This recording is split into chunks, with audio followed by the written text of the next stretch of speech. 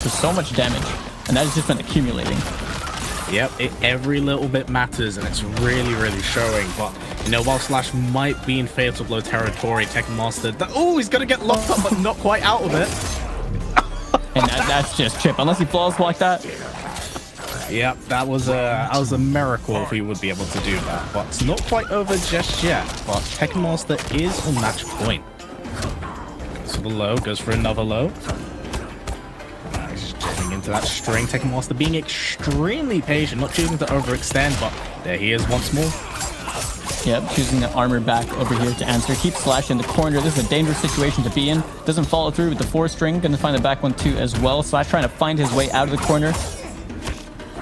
As TM, you can see, trying to really keep him over here. Ducks the throw because it was too obvious. As Slash is trying to get the reposition over there. Forces the breaker. Mind you, that was looking optimal as hell from Tekken Master. And of course, when it comes to Baraka, you have that extra bar.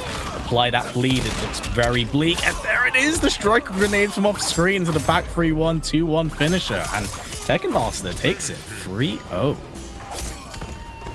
Yeah, TM with yet another dominant performance with Baraka Striker.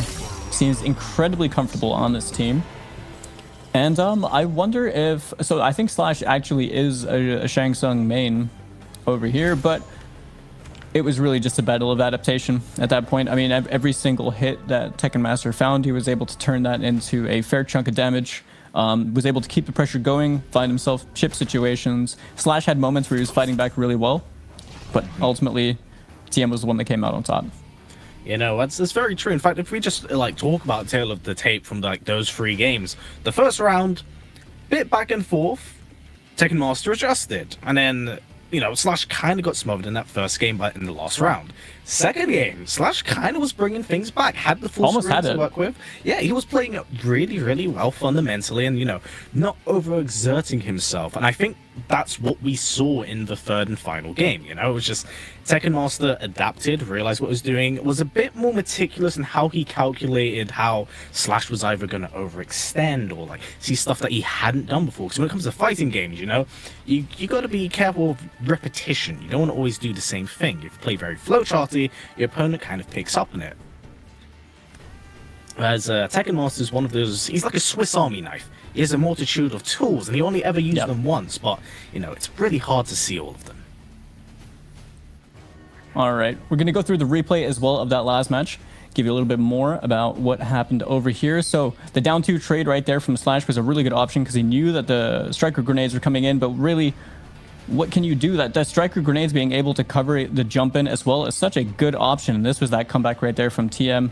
So he found that final opening hit right there to close out the game that Slash just narrowly missed out on. And I mean, literally so Striker stealing you over there. Like, it was so big brain, really smart and well played. And, you know, that's a scary nature when it comes to not just playing against Tekken Master, but when it comes to this game in particular, where cameos can kind of always take their turn back. Because, you know, back during the days of MKX, you know, you do a string, want to take your turn back, use your arm reversal, challenge your opponent. Whereas in this game, you have that option, and you have the cameo to help cover you. So you got so many ways to just kind of extended turns, right? Yeah, it's like, you never know. And when there's always the risk attached because you're really playing that guessing game. Then there are times where maybe TM could just hold Striker because he knows that you're going to respect the possibility of Striker being there. But at the same time, most of the time, I feel like he'll just use it because if you use the cooldown, it's going to come back. Like, so for the situation, it just gives him that advantage. But yeah, I mean, Slash very narrowly had that game, or very narrowly missed out on that game, right there. Almost had it. But I personally think it seems to be a pretty hard thing to deal with. You know, basically block the striker grenades and the Baraka jump too when you're at like a certain range, and team's not really gonna just do that and like just throw it out when the spacing doesn't feel right.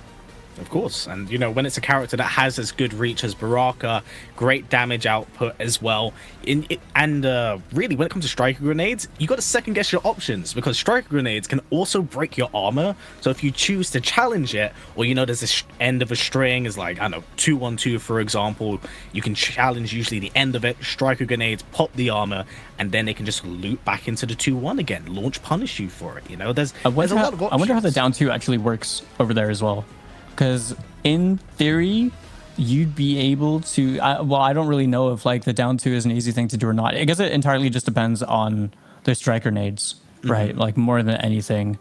But either way, the next set that we're going to go into, we are going to be seeing some more players that we are a bit more unfamiliar with. I think that I'm pretty sure I know which one of them plays, and the other one through pretty much just like I was saying earlier, looking through StarGG and just having a look at, you know, the characters played on there.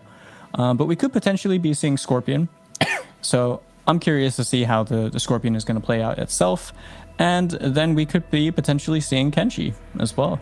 A very hot topic character within the community. I mean, it's your boy. You waited for him. Yeah, I mean, you got him in MK11, just not the way you wanted, but now he's actually playable. Yeah, I'll never forget how everyone roasted me in MK11 because he became a crypt accessory, and they were like, "Oh, Kenshi is an MK11." But he came back as strong as ever. It was like I'm fine with that. Worthy trade-off. A worthy trade-off. I'm fine with 4 years of character crisis. Like, because I'm just a one-trick pony. I just play the character, but yeah, I'm pretty sure that Reaper does play Kenshi. Interesting. I hope so. Now, my big question is what is the cameo that, of course, complements Kenshi? Because, you know, two very popular ones have been Cyrax and, of course, have been noticeably Sub-Zero.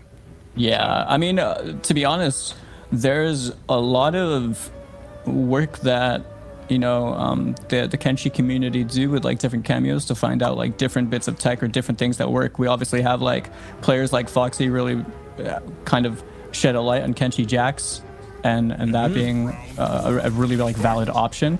But we are going to get into things over here. Reaper actually sticking on the Raiden Kano. I don't know why this is incredibly familiar to me. I guess he also does play Raiden. I must have seen him play somewhere else and play Raiden quite recently. Well, that's the thing, right? Currently in the game's, what I would say, competitive meta, Raiden Kano, extremely strong. Raiden in general, great damage output. Jail into like Storm Cell, and Kano covers so much and gives you the double knives, that one armor break, and two, that can catch a lot of people off with the Kano ball, because you can of course hold the charge. Now, Scorpion and Serena is a team I don't think I've ever seen over there. Catches the armor. Now, ABK has himself in a bit of an unfavorable situation. That is going to hurt him off the punish. And Reaper taking a very convincing game number one. Game number one, round number one. Pardon me. I mean, currently right now, it's just unfortunately ABK just being caught by everything under the sun, eating so much damage, and Reaper really optimizing just what he can do at the moment. It looks very difficult for ABK to get in. Yeah, right now you can see that there's a lot of staggered pressure right here. Finds the forward throw as well. That is going to be 120 damage on the board for ABK, going for the fake out teleport. It's pretty high up. I'm surprised Reaper didn't press anything over there. Probably disrespected the jump in, but this is going to be turned into damage right there, setting up the Kano knives afterwards for the safe jump. Keeps the pressure going. Very well played. A lot of damage being hit on ABK, and has to get the breaker out of him at the moment. Get just staggered into buttons, into Storm Cell, and yeah, honestly, that was just Raiden doing Raiden things right there. And yeah, for sure. Brutality to finish things up. I respect that so much. Ooh, that's such a good one. But yeah, really looked like ABK were just struggling to get things going in that round and game. Yeah, Reaper looked incredibly comfortable playing that. No, I'm interested to see what ABK is kind of able to do in this round. If not so, maybe mix up his teams, because whilst he was playing Scorpion, we weren't really seeing much of the toolkit being utilized. We saw a teleport from Serena, right? As well. Nothing to really challenge or reinforce. And mind you, it's mostly because Reaper was just really enforcing his game plan when it came to it. Whenever he was far away, it was like, I'm just going to teleport down one Storm Cell, hold that into Kano knives, and you just got to guess after that. Guess right? Okay, cool. Guess wrong. A lot of damage from me. He's just a really hard character to fight against, especially when paired with Kano. That damage is being cashed out by Reaper. Goes to the forward 4-3 over there. Not going to work out. Respects the jump over as well, trying to find an opening hit. That Storm Cell with the Kano ball as well finds the follow-up hits over here and turns that into a bit more damage. Yeah, unfortunately, ABK just eating a lot of damage right now. Can't really do anything to kind of just get past all of this. What I would say is really impressive just offense from Reaper. Oh, doesn't quite get the catch. Gets the triple low. Gonna take so Reaper's able to like find a lot of these hits, right? But at the same time, it's like Reaper's defense has also been really good. That you can tell that ABK is really struggling to actually find the opening hit. Yeah, and it's kind of costing him. No, very, very true. He is struggling to open him up, and I think that's the main reason why Reaper's been doing so well. ABK doesn't know when to take his turn. When he does, he gets challenged like that and knocked out of the armor. Gonna get clipped to the overhead again. Third time's a charm. Nope. Gonna jail it right into Storm Cells. There's Kano again. He's gonna... Nope. Steps back into it. And right now, it just looks like ABK's frozen up a little bit. Doesn't really know how to deal with Raiden's oppressive pressure. Yeah, this is that was an incredibly dominant round as well right there from Reaper. Ending it in a brutal 2-for-2 right here. But ABK definitely looked like... I mean, that's probably the last place you want to be, is in the corner. Dealing absolutely. with, you know, Storm Cell anyway. But it's like we're not seeing flawless blocks on it either. So it's like all that chip damage is just starting to basically just build up. There's a lot of damage off these stray hits as well. Like even if everything isn't turned into a combo, Reaper's able to keep up the pressure. And we have yet to see ABK be able to bounce back from, you know, kind of being overwhelmed in the offense and actually find the hit. But I suppose that is probably one of the things that is hard to do with Scorpion, is actually, you know, find a way to open someone up, unless you're really conditioning them to a point where your strike throw game becomes a lot stronger. It just doesn't seem like Reaper's taking the bait. 100%. And, you know, as you mentioned with Reaper prior to stream, you are quite familiar with the player. Plus, you know, he has a bit of experience under his boot, but that was very unfortunate from ABK, just going right for the raw Hellfire, gets caught from it, and actually punished for it. Like, I kind of like the idea to just build that up. Finds the spear. Okay, this is a decent start now for ABK. Gonna turn this into damage. Nice. 300 damage right there. Actually finds the hit. You can tell that was trying to be anti-aired from the counter hit as well. All right. Go for big damage on the board. This is good for ABK. Can he kill from this? Ooh, I don't think so. There's, yeah, okay, so that was a strike throw situation that was perfect for him. Gets the corner reposition as well. First round on the board for ABK over here in game number 3. This is exactly what they needed. Absolutely. Considering how much they struggled in the first 2 games, it looks like whilst they were struggling to get that damage at the start, when they do get the damage, it's a lot. I'm talking of a lot of damage. Great blocks from Reaper at the moment, baited out ABK's wake up and making him eat nearly 40% for his graces. This is pressure right now, just from Reaper. Seeing a lot of these staggers, the counter poke situation. Oh, found the jump kick, didn't actually get the spear off. Okay, the wake up armor to kind of alleviate some of the situation over here. The meter drain as well. As Reaper standing on top of that entire thing. Lost pretty much an entire bar off that back throw as well.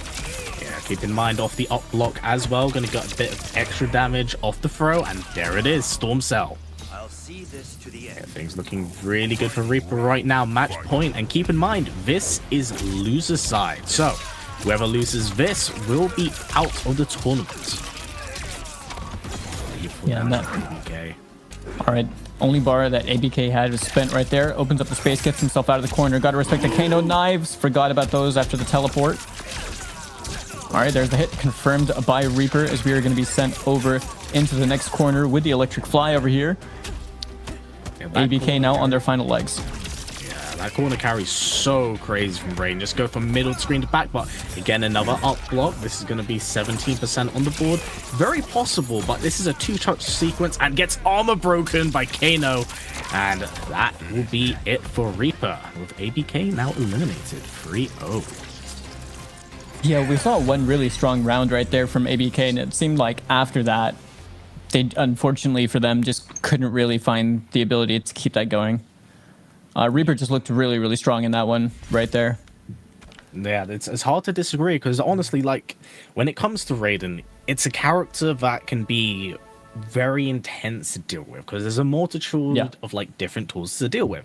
You know, has the overhead, he has the low, he has strings that can stagger you, he's got the storm cell, and this is further complemented by Kano with the knives that can armor break, as we did see in that final sequence right there. I don't even feel like we need to sugarcoat it, right? He's just a jerk to fight against. Yeah, no, he's just annoying to fight against. But that's the thing, he's so fundamentally strong. He plays this game so well. He feels like an MKX character fundamentally that's been injected into this game in like its purest form, and you know, he's doing a lot of damage right now, and you know, I don't think it's just like, you know, on release his damage was pretty intense, but we've all known that his toolkit is super well rounded. I just feel like Kano is like the most optimal way to utilize it. I know we're going to see it in some of the clips that we do have coming up right now. So as you can see, there were a few moments where ABK kind of just didn't register the Kano as well on those teleports, which just led to like free conversions for Reaper. And this situation right here, you know, we were just seeing ABK in the corner, couldn't really find much opportunity, got smoked by the down one into special. And then really, I mean, that was just kind of the name of the game at this point, wasn't it? Seeing conversions over here, electric fly, and then just hold the pressure over here in the corner. The flawless blocks would have really helped out ABK, but unfortunately just couldn't get anything going for them. Yep, very, very true. Honestly, when it comes to a character as oppressive as Raiden, you really need to start challenging it, especially when it comes to that chip damage, because it can be so much on the board. And even so, 2 games down, as you can see with ABK, he wasn't out of the fight, putting himself into a strike throw situation to at least take 1 game on the board at the very least. But I liked it. I mean, that entire sequence was really good for ABK. Right? Really just solid in general, but that was just so cheeky. You know, that's like the Raiden special, right? Being able to pull for cameo off screen, super fly in, be technically unsafe for it, and still be covered, and like just keep taking your turn. So, you know, really well played from Reaper, just phenomenal play on his end. You know, a shame from ABK, but you know, big thank you for playing anyway. Played really well, need to refine some things, but you know, there's always potential, especially with some of the other very strong players in your region. Yeah, on top of that, I just wanted to touch on that, like that final situation right there. Reaper played that really smart. That was really like a 2 situations for 1. Knew that he could punish the spear with electric fly, and already had the Kano knives ready to go, just so that he could armor break, like just so he could keep that pressure going and then just guarantee the kill, like right there. And that is just good, you know, presence of mind. That just shows you know exactly what you need. Like that is your win condition right there, was really just making them hold that. And I think he wanted to keep him in a situation where, you know, even the jump isn't a possibility because he's there. He's like in your face. He's ready to hit you. So if you do jump, you get hit. If you don't jump and you're blocking, you have to flawless block it. Like, that flawless blocking, I think, was the only way out of that, because it's an armor break situation, as we saw. And if you block, it's a storm cell party, and that probably chip. Yeah, so, yeah. Honestly, there's no way of working around it. Reaper just played absolutely out of his mind that game, really, really well. Unfortunately, ABK had to be at the receiving end of such relentless offense, and you know, when it comes to this game, especially with the game's cameo system, you have to take into account so many different factors of how the cameos can really change your approach to the game, because even something as small as like flawless blocking can change the entire outcome of that match, because you do not want to be dealing with like a Baraka chip, you don't want to be dealing with Raiden chip. That stuff, you know, it seems like nothing on the surface, but it will slowly lead up to a lot. Just adds up so much, doesn't it? As someone who's been at the receiving end of down 1 storm cell to like a cellular degree, you want to kind of know how to work around that. You've got that pain on that molecular level. That is rough. I mean, yeah, honestly, I think that like the difference between, you know, MK11 and now flawless blocks just being able to mitigate chip is such a huge W, to be honest. I think that's honestly a really good change. And funnily enough, now we're realizing just how important that really is, with how much we've had to deal with just various ways of holding all the chip damage anyway. But yeah, I think I know which characters we could be expecting in the next set as well. The Battle of the Legends, we should say. Oh man, this is going to be interesting to commentate. So, our next match, I believe, will be between Gaza Legend and Tekken Legend. So, for the purpose of keeping things quite simple, I think we should just refer to either of them as GL or TL. So that way, that sounds more confusing for me. Like, that's fair. I'm gonna say like GTL, or something like that. That's trying to make it easier for everyone else. Okay, but it should be a very interesting match because these are both players that we haven't kind of seen before. Yeah, I mean, like I was saying earlier, like Tekken Legend's name is really familiar to me, and I don't remember where from. I really don't remember where from, but it's really familiar to me. And I feel like I might have just, like, I don't know what it was. I might have seen them play before, whether it was like MK11, whether it was MKX or something like that. I'm not too sure. But either way, like it should be a good set on our hands. From what Start GG was telling me before when I had to look, was that Gaza Legend plays Katana and Tekken Legend plays Baraka. Ooh, we got more Baraka. But in saying that, we do have some Katana action. Now, this is a character, but I'm going to say it so the people can be upset with me, that has gone under the radar for a very long time, that has been downplayed for a very long time. And now that we've started seeing more mileage and utilage from her, especially on the Pro Tour, especially on Twitter clips, that can't be denied, this character has crazy synergy and chemistry when she's put with someone like Lau, or if you want to go for big wacky damage, Jax. Yeah, and then there's also the trap, isn't there, of using the armor reversal with the Jax ground pound and stuff like that. And it's honestly, I mean, I like seeing it, to be honest. I'm a certified katana enjoyer, so like for me this is all good.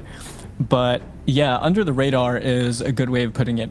I think people had like a very kind of decisive opinion a lot when the game came out, but it wasn't really until there was a bit of time for Katana to, you know, the approach with Katana to be a bit more like fleshed out.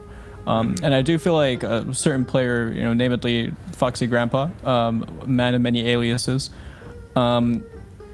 basically had the most single-handedly annoying and strong katana playstyle that I've seen, and that was with Lau, right? Just the ability to just be able to play how you want to play, being able to use the low hat and then just like square wave out. It's like things like that. It's just good. Make them chase you. Yeah, here's the funny thing, right? And it is echoes of the past from Injustice 2 with Deadshot. The same way he plays Katana Lau is the same way he played Deadshot. Dry, simplistic, but unbelievably effective. Like, that's how he was playing RoboCop as well.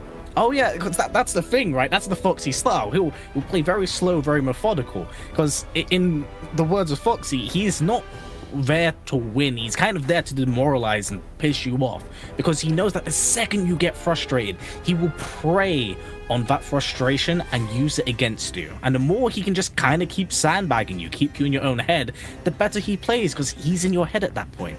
That's kind of been the Foxy special. And you know, he's a super villain. He is a super villain. Like, you see, this man has grabbed people like 26 times for the lols, and the person will keep screaming about it. But that's just how it works and functions. And I think with him being one of the bigger pioneers of the character, it really helps and shows what this character can do. And I think gave a lot of people confidence in different ways of kind of exploring her, because everyone wants to kind of play Katana the same way they did play her in MKX, but this is a different style of the character. We did see a couple dropped opportunities right there for Gaza Legend. Over here, rocking the Katana Serena, which I don't really tend to see. And then Baraka Striker on the okay, now things are starting to add up. So Tekken Legend is Undertaker, who I see a lot when I'm watching people stream Combat League. That explains so much more. Yeah, that makes so much sense. Okay, so I have seen Tekken Legend play a fair few times. Likes to play a very aggressive style, as you can see with the armor reversal option being used right there. Gaza Legend, on the other hand, using these knives and using the EX down back 3s as well. Going underneath the projectile. Ooh, could have gotten a whiff punish right there on the armor.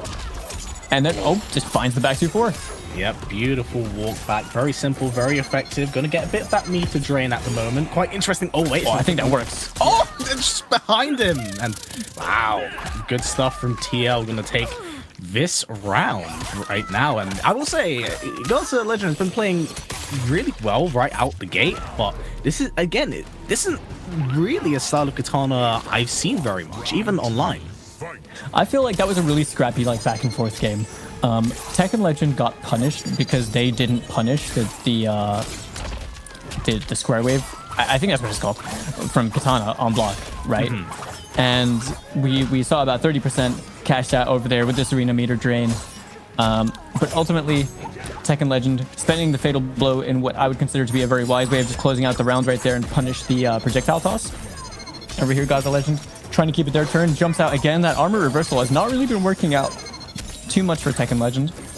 No, not at all. Honestly, yeah, as you said, it was a bit scrambly at the start. Now it's a little bit more slow. I think God's Legend wants to slow down the pace of the game, really tune into How the did Striker just not get hit by those? Yeah, Is that a thing? I think he missed it, and then he got hit Did he? by the last one. Oh, big. Is that normal? I feel like he should have been hit. I also think he should have been hit, but my man was like, nah, I'm out. Back to full and check the down Okay, so one. that's the second time. Can you punish that? I'm starting to like have my doubts now. I feel like Baraka should be able to like stand to it, like dash stand to it, but that is going to cash out. EX down back one right here is going to set the bleed. Just going to be ticking it down, and that is chip right there. No meter for the last breath situation. Plays into what I mentioned earlier with characters like Raiden and especially Baraku, who can just effectively chip you to death or take their turn back when they're paired with Striker. Very, very oppressive offense. Yeah, for sure. One game up to TL at the moment.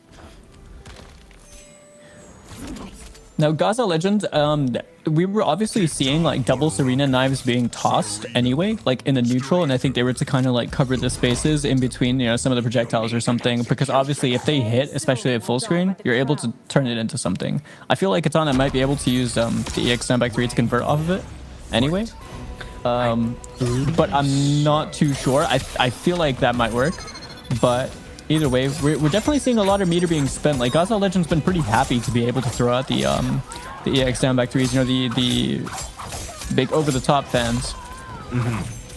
You know, here's the thing.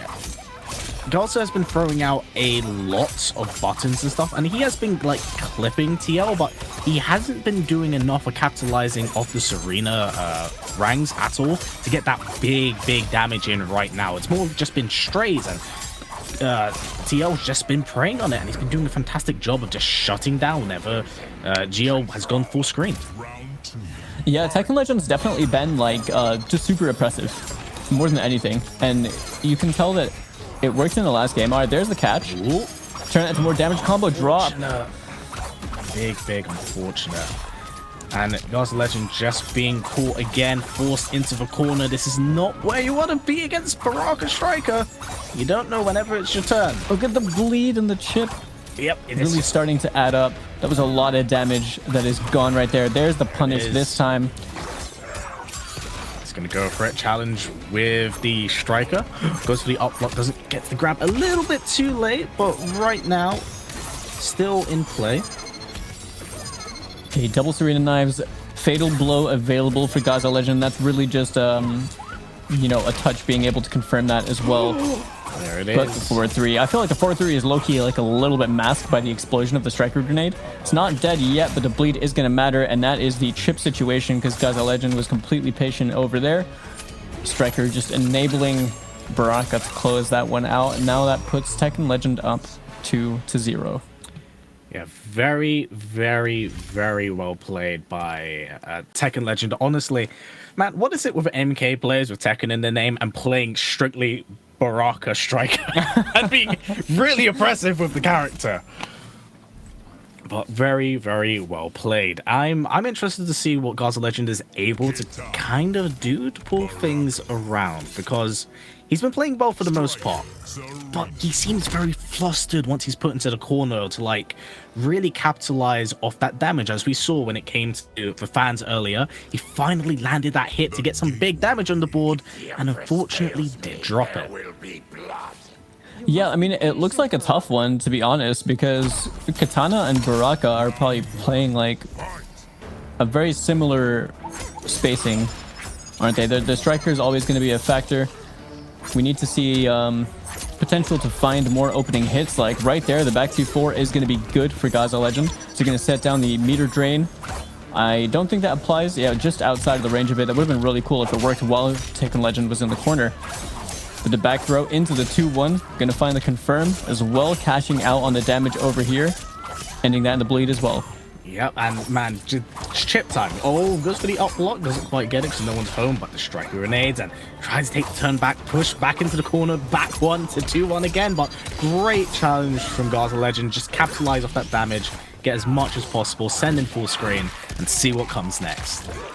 Yeah, I like this. I like the just the choice to send the fatal blow right over here as well. That is going to be a large chunk of damage. It's not enough to kill, but it definitely puts Gaza Legend in a good position. Hopefully they didn't throw a projectile.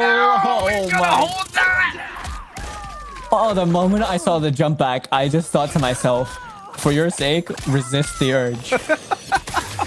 But wait, it's not dead. It's going to be in bleed situation. No, oh no, the moment it hit the floor, that was done. That was a wrap. Oh, dearie me. Okay, finds the conversion. Yeah, Gaza Legend waking up considerably. Keep in mind how he played in the last game. Seems a little bit more comfortable, but that Tekken Legend just with the edge, gonna crush the armor, keep him in the corner. Goes for the low, double low, goes for the forward throw. We're gonna see buttons being pressed, gets caught out the sky. The 2-1 has to get the breaker out. Interesting conversion. That's twice we've actually seen that. Yep. Oh, I like that. Baiting the forward jump as well. Ending the aerial down back 1. The back 4-3 is going to be good for Tekken Legend right here. So setting up the stand 4 string. Seeing some counter poke situations. The 2-4 string is going to connect for Gaza Legend as they are going to cash out into more damage with Serena. Keep them standing. Okay. Oh, combo drop. You know, American it's all right. Reset. We're back into things. We're back into things. But Gaza Legend definitely looks like he's woken up in this game. Unfortunately, that's come a little bit too late. Definitely tried it. I think that was in a challenge attempt on like a jump in. If that was that was like some 5-head prediction or something like that. I don't know what was. I don't know if it was an input error or not, but yeah, Tekken Legend playing very, very solid. Oh, can confirm that. Oh no. Didn't go for the back 2-4, went for the stand 2 instead. Was just outside the range of it. That is going to be punished. The down back 1 is not going to work for you on block. And after a decent round for Gaza Legend, they have now find themselves in a difficult position, especially in the corner. Good duck and punish. Very, very beautiful duck under the back 3-1. Of course, the last hit is a high. Gaza Legend definitely waking up in this last game, but one of the unfortunate aspects of this entire set has been him dropping some. Oh my god, the damage. There we go. That combo was sick. Big damage on the board, but very scary territory for Gaza Legend at the moment, especially against Striker Baraka. Oh, that can be confirmed. Wait, Gaza Legend. That would be it. That would be it. And game on the board.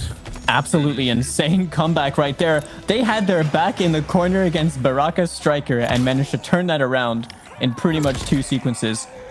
Yeah, we're gonna get a fatality. Honestly, whilst this to some this may be considered a little bit of BM, this could very well be like a tactical. I need some time to breathe in between these 2 games because, you know, I think they had every right to pop off in that, right? that comeback was good. Even if you lose the set, that was a good comeback. Sick. Like, but you know, again, really, really well played. And it looks like Gaza Legend, after the last 2 rounds, has actually woken up. Seems a little bit more comfortable. The execution's tightened up.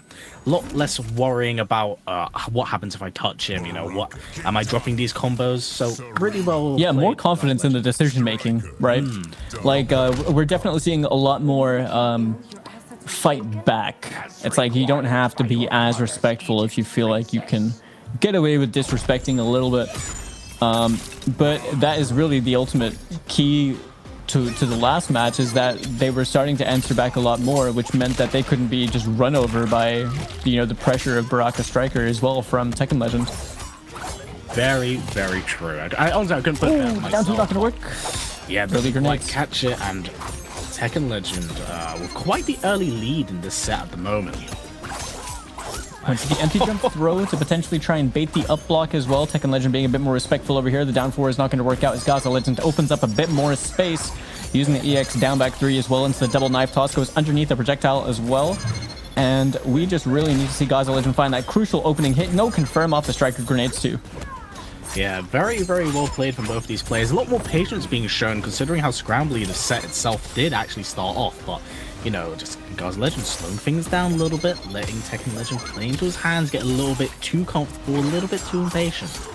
Striker just came in there and ate Fan to the face. Oh, that punish. Oh, no punish. Considering he's been taking everyone's turns for the last... since this game released, yeah, deserved. But Gaza Legend looking to take this round and maybe, if all goes well, perform a reverse 3-0.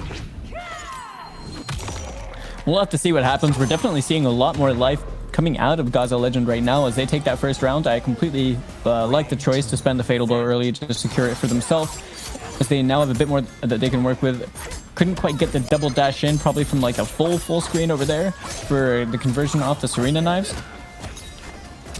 This goes for the overhead, beautifully blocked by Gaza Legend, but gonna get caught in the forward throw at the moment. Tekken Legend looking to bring things back. But definitely one of the lower damaging forward throws as well from Striker, which is kind of lucky for Gaza Legend over here. The down 4 on wake up. Oh, just goes right into the down forward 2. Gonna get another forward throw. Gonna get looped in the corner. Nice. 2-1-2 gets blocked. Nice. Choosing to respect it over here. Tries to answer back with that down 4 to check Gaza Legend right from Tekken Legend over here. The 2-4 string is going to be used into the EX down back 3. Gets the plus frames. Finds the opening hit with the crossover into Serena. No breaker available right now for Tekken Legend. This is a dangerous situation with the meter drain as well. Yeah, big damage sequence like we saw earlier on. 39%. So cool. Oh, what's the throw? All right. Dangerous situation now for both players. Flawless block though. Chip mitigated with the down 1. Down 1 into the spin. This is Baraka doing Baraka things, but very well played from Tekken Legend into that round as we come into what could potentially be the last round of this set. It could be, in Gaza Legend's life right now rides on this right here to avoid being sent into the losers bracket as well, because this is a winner semis match. The back 2-4 is going to get blocked. You're seeing Gaza Legend just answering back a lot. Goes for the meter drain. That must be safe then, you know, if there's space to move back. Maybe they're doing it so confidently and it hasn't been punished like that unless he has back in the corner. But the crossover is going to connect over here as Gaza Legend now spending the Serena cameo right there to extend the combo, get more damage on the board, and going for that big corner route that we saw earlier on. Ooh, such a pretty sequence. And of course, enough time will fall back. And Gaza Legend's kind of playing it a little another bit. one. Ooh, gonna get the breaker as well. But this is actually really good for Gaza Legend. Sends him full screen. And nice block of the overhead. You have to respect it. Catches him out the sky. Tekken Legend with Fatal Blow on deck as well. Cannot be mistaken. Don't want to get too press happy, but... Oh my god, blows up the down 1 as well with the back 2. And Gaza Legend answering back with a brutality. Playing much, much better than the first 2 games of this entire set. Really bringing things back. I'm very impressed. And Baraka just dyed Katana's hair. That's crazy. It's the new... Was it Season 1 set? Don't worry, it's the skin. But really, really well played from Gaza Legend. Bring things back, trying to do reverse 3-0. But quite impressed with this katana pick. At first, looked a little bit struggling with the execution, but now that is no longer a problem. And, you know, the damage that is on deck really challenges what Baraka has. There was a really like small adaptation, and I really liked it back in that last round as well, where when Gaza Legend used the double Serena knives last time, like before, they went immediately for the back 2 and they ate the armor reversal, but this time they were patient with it. So they dashed forward to give you the idea that they were going to try and press a button and keep their turn, and then waited. Tekken Legend didn't take the bait on that, but it's these micro adaptations that are accumulating a lot as we're now going into a final game between these guys. It is 2-2 between Gaza Legend and Tekken Legend. Winners semi-finals as well, which means whoever loses this still is in, yes, but generally you want to stay in that winner's side. Give yourself those 2 lives. Winners finals is against Tekken Master as well, so that's your next opponent. Nice, gonna clip with the low, gonna keep the grenades, keep things safe. Doesn't quite get the full conversion of the striker grenades. Right, back throw tech. Down 4 to check any kind of approach. The down 1 is going to get blown up with punish by the back 2-4. Gaza Legend catching out and just under 30% damage. Eats the armor reversal on wake up. They're gonna call out the sky again, get the full conversion this time around. A lot of catches, a lot of counter adaptations, like with the that ones we saw from earlier. Gaza Legend finally got out TL, and ooh, we got that reverse 3-0 on the horizon. Things looking very good for Gaza Legend. Okay, the down back 3 trying to control the space. I like that choice right there from Tekken Legend. I said there it is once again. Keep poking. A lot of patience being shown off both sides at the moment. It's Gaza Legend choosing just not to press, knowing that striker is always constantly a factor. Okay, neutral jump challenge right there from Tekken Legend. We're seeing some adaptations back right here. Knows the habits. Doesn't want to get blown up by those crossovers anymore for trying to anti-air again. The down back 3 not going to work out. The armor not going to work out. No meter on the side of Tekken Legend as they go for the back forward 3 again to challenge the down back 3. Finds the forward 3 opening hit as well. Going to turn this into more damage. The round looking very much in favor of Tekken Legend as they're trying to go for the setup over here into the back throw. And that's not going to be enough to kill just yet, but one more situation will do it. Yep, there it is into the low, and we are last game, last round. Whoever wins this goes on to fight Tekken Master and winners finals.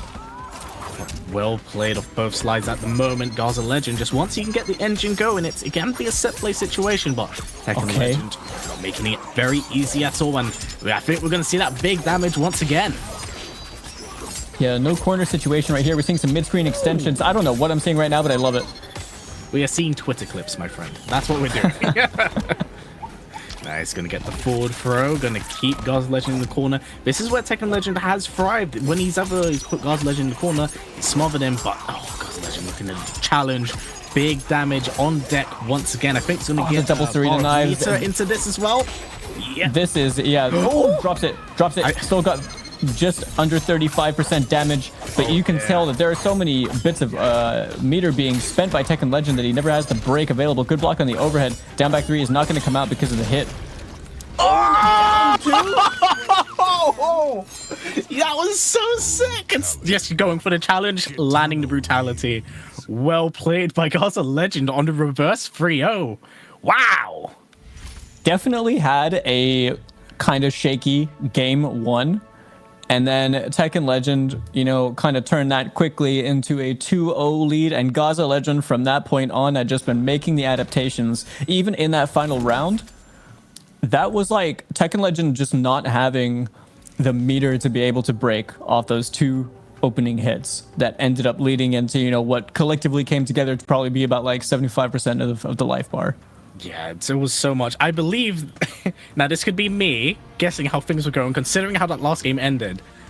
That drop sequence we saw, I think, was attempt at brutality. But with our clips we do have here, we can kind of see how these 2 players evolved through the game plan, you know? Right out the gate, Gaza Legend a little bit shaky till we brought things back against Tekken Legend. And we were just saying right there, no, not the projectile into the fatal blow. And at this point right here, I think that would have tilted a lot of people, you know, like, and you put yourself into a last round situation. But Gaza Legend continued to fight back over here, as you can see, round after round, just really clawing and fighting their way over here, getting the conversions off the EX down back 3s, closing out the games, tying things up, and eventually taking out the set. But right here, this was a dangerous situation.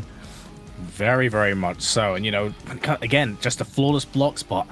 Down 1 spin from Baraka, so obnoxious, so intense to deal with. Just so many buttons to watch around. And keep in mind, this was a key player in Gaza Legend's game plan. Whenever he was suspecting was like a down 1 poke, just backstep into back 2-4. You know what was actually crazy to me is like throughout this entire set, we saw so much wake up down 4 from Gaza Legend, and that was working like most of the time. Yeah. But that down 2 right there was it was the perfect choice to make. The actual best choice to make right there. I think if the striker grenades had been any earlier, like they sort of they went all in on that decision, right? I think if the striker grenades were any earlier, that wouldn't have worked. Yeah, no, you're 100% right on that. But you're not keeping the pressure going. So it's like at that point, even just maybe if it was like habitual or if it was, you know, just a straight up choice, that small window just allowed Gaza Legend to take the down 2 over there and close it out. Yep, I couldn't put it better myself, and both really, really well played, especially with how both of these players fought tooth and nail. When Tekken Legend put Gaza Legend in the corner, it was just relentless offense into striking grenades, into cover me, into chip damage. And it was always in the corner, right? It was so quick, because the thing is with Gaza Legend's plan to be able to use these down back 3s and be able to try and go underneath the straight projectile, like by using that fan, the big arcing fan that goes over. It was working well, but then obviously we were seeing adaptations coming out from Tekken Legend, but eventually Gaza Legend kind of found themselves continuously backing to a point where it was so easy to then get them in the corner. And Tekken Legend was taking full advantage of that for quite a while until he couldn't do it anymore.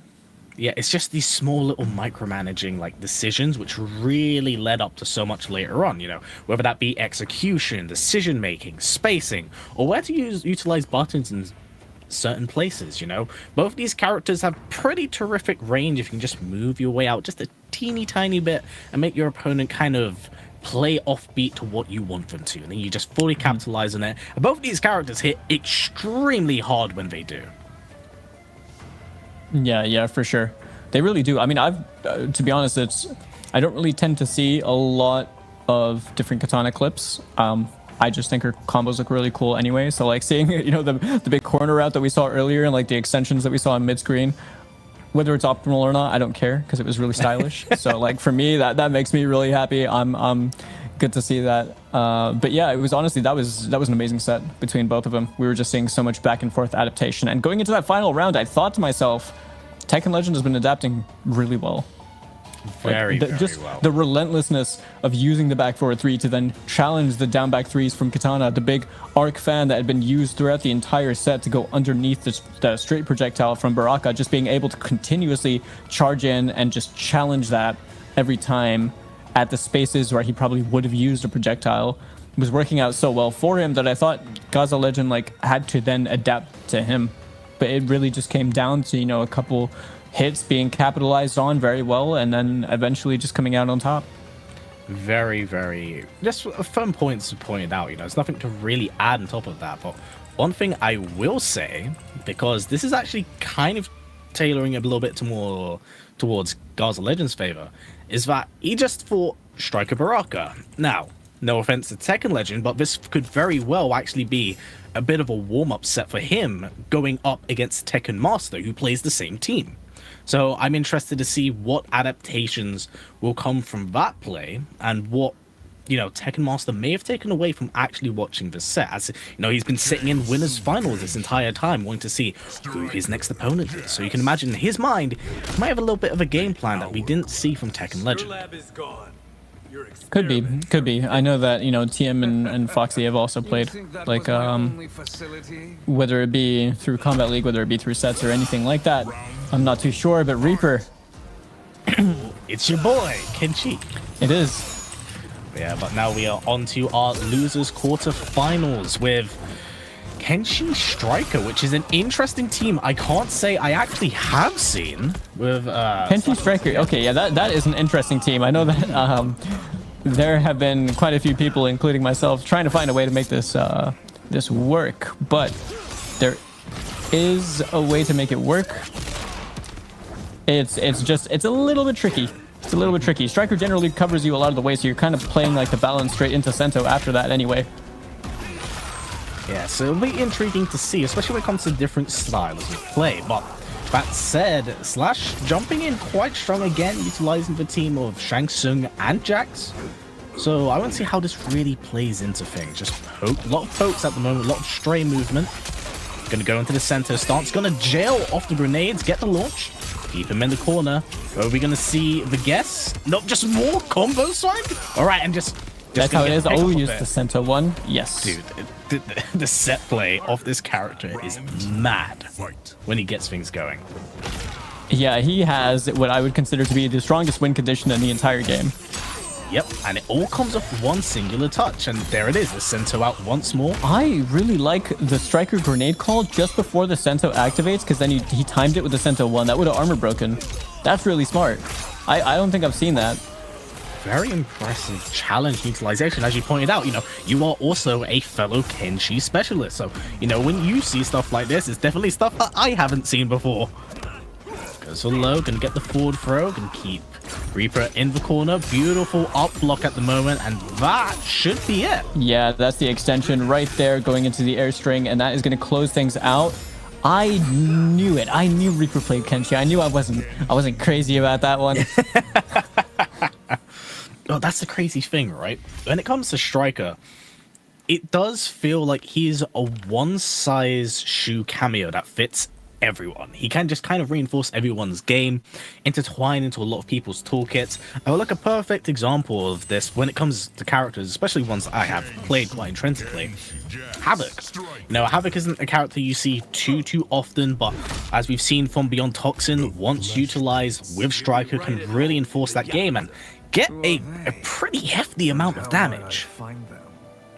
Yeah, for sure. I mean, we've seen some prolific Striker gameplay, haven't we? As well, sorry, Havoc gameplay.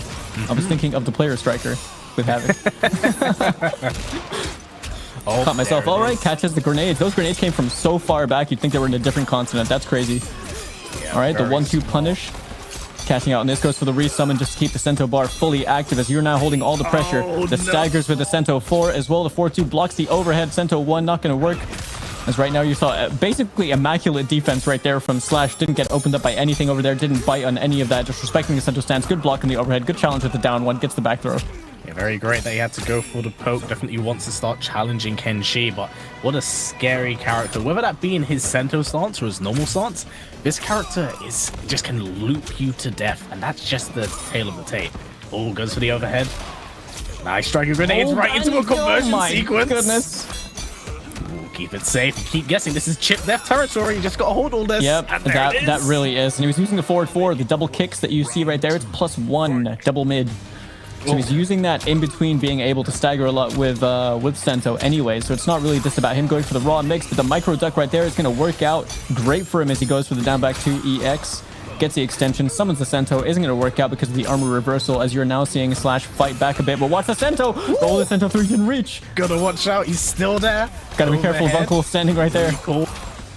Gonna get the armor out as well, but this. Can't quite get the conversion off it. Really needed that one. Resummon again. You gotta hold all this. Jayla, beautiful blocks. Challenge. Gonna get the forward throw on the board, but Sento is still out. I can tell Slash knows how to fight against Kenshi as well. He seems quite comfortable picking and choosing his timings against Sento, but the Sento 2 is going to work out. Gets the conversion as well. Oh, that is a nice conversion as well off the bot. Bro, I gotta ask, how many resummons did we get in that game? Like 4? And that's how you know he's playing it right. Yeah, I was gonna say that was like 4 resummons and resets of Kenshi. It's character. Like a reposition refreshes the entire Sento meter as well. It's like, and that's the crazy thing, right? Making it work. Reaper has purposely been ending a majority of these combos really early just so he can get the resummon and throw him back out there. It's really smart, and whenever he doesn't have to worry about that, he'll just throw out the striker grenades to guarantee the safety of pulling out Sento. Yeah, the character is obviously you know him to be my favorite character, but he's also the prime hate farmer. Oh, 1,000,000%. It's Jayla to 50-50 into prey to a new god. It is intense to deal with. And, whilst Slash has shown a lot of familiarity in this matchup and has been guessing for the most part, Reaper's just been slowly chipping away at that. And, it's like, oh, okay, you guessed right. Well, I'm going to end this combo early. When I do touch you, I'll make you guess again. There's only so many times you can guess right. Yeah, I mean, Reaper's been just making really, really good decisions. Like we were seeing, even when they were playing Raiden, it's like you're just seeing that Reaper is just playing at a very high level. And Slash right now hasn't been performing badly by any means. You can tell that Slash is actually quite confident fighting against Kenshi, but the forward 2 whip punish right there gets the Sento summon off the back 2 is now it's time for the rodeo. As you're in the corner blocking that Sento 4, gets hit by the final hit over there. The trade is going to work out in favor of Reaper, and he's going to get the extension with Sento, drop the combo, but the Sento 2 is going to clip, and you are going to see the round right here. Chooses to break. That was... I don't know if it was the best idea to end that low in health. Yeah, that one is a certified grimacing emoji moment. I don't know about that. That's Doesn't have any bar to work with. Yeah, puts him in a very precarious position. He's going to have to work so much harder to win this game or even bring things back because Reaper's been playing this so solid. Again, just going to jail into safe Sento. Going to have to hold all of this chip. All of this chip doesn't have to go for the 50-50s. Going to land a big combo. Resummons in the corner. Has an extra second bar to work with. Full combo conversion. What's his swag? Overhead. Yeah, the Sento cooldown right there. Couldn't get anything going, but that is going to be the Sento 3 conversion. Drops the combo. Guess again, overhead. Gets another There's the break. Sento is going to run out over here. Oh, so unfortunate. It feels like the opportunity. Might be a little bit flustered at the moment because he's dropping a considerable bit, and there it is, another overhead. You know what? That was actually such an interesting way for Reaper to close it out. Going for +1 and then choosing to back off in the +1 when Slash decided, you know what? I'm going to counter poke over here. Even though I know that it's their advantage, I'm going to try and down one over here. And then it didn't work because back two, you know? Goes back two. I mean, that's just how it kind of is when it comes to Kenshi. A very oppressive and very intensive character to kind of like, just to deal with, you know? But really well-rounded play from Slash. But at the end of the day, just when Reaper could get his game going, as you can see, this was the first round. It's just so much utilization of Sento and so much reinforcement off the striker grenades and beautiful up block into closing out the first game with a sequence. Mwah. Yeah, I mean, that was really just Reaper set. I actually love that, being able to get the conversion off of the striker grenades on the anti-air as well. And all of this is just pressure. He didn't want to spend the bar over there because, to be honest, you can't really afford to take the damage trade. And right here, it was really just the Kenshi show. The forward one into the down back 3, into the Sento 3, and then closes things out. Ends in what I consider to be one of the coolest brutals in the game. And then, yeah, right there, boom. Yeah. He just to back off in the +1 and then just back 2, regardless of whether he had the cameo or not. There was so much belief in just that button hitting. Well, I mean, it landed 4 times previously. And, you know, whilst Slash was playing it really, really well, it seemed like he was quite flustered by that last match. Especially, honest to God, I think if we counted the resummons from the start of this set, it might be 10 or more. Because the way this game, you generate meters so incredibly quick. When you got a character like Kenshi, especially when people are blocking. Yeah, when you can right, so even if you're not opening someone up with Kenshi, you're still making them block the Sento, and they're still building the bar. And when you're still building the bar, you're still spending the bar, because it's very meter reliant being in Sento stance to be able to convert with anything. Like if you don't have Sento and you don't have a cameo available, you need the meters to be able to convert into anything that will give you Sento back, essentially. And it is going to cost you the bar to resummon anyway, and you still need a way to safely do that. So you're looking at probably like 2 bars minimum, but it didn't really seem like Reaper was ever in, you know, a position where it was difficult to get anything going, because a lot of the times that we were seeing, he still had Sento available, and being able to have Sento available and then find the opening hit that you can then enable the resummon for just a bar, it was always working out, and just kind of recycling the resources. It was always just there was something available. Yeah, honestly, it was just really, really well-rounded play off Reaper. You know, we are still, of course, in loser's side, but we do have an ad break coming up right now, which will bring us back up to winner's side as we continue to go through the rest of this tournament. So, we will catch you in just a bit. Have some fantastic players ready for you up here who have made the top 8.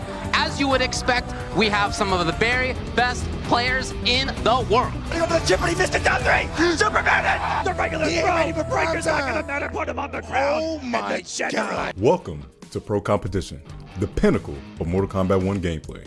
A road paved with challengers and conquerors. A test of might as players fight towards a spot at Final Combat. Players from around the globe are looking to show off their skills to those watching. However, if you talk to competitors at events, there's something more to Pro Competition beyond the search for a champion. It's my first time seeing a lot of people because I used to play them online, used to talk to them all the time in the chat, Twitch chat. So really with the Pro Comp Tour, it's the community aspect of bringing everyone that we never got a chance to really see in person and really build that relationship from that point on. It feels good, man. After COVID, you know, everything shut down and everything pretty much stopped. So, you know, it feels good to be back out here in this environment and everybody getting back together and, you know, and enjoying the new era that is Mortal Kombat 1. Pro Competition is more than just the gameplay. It's the sense of community.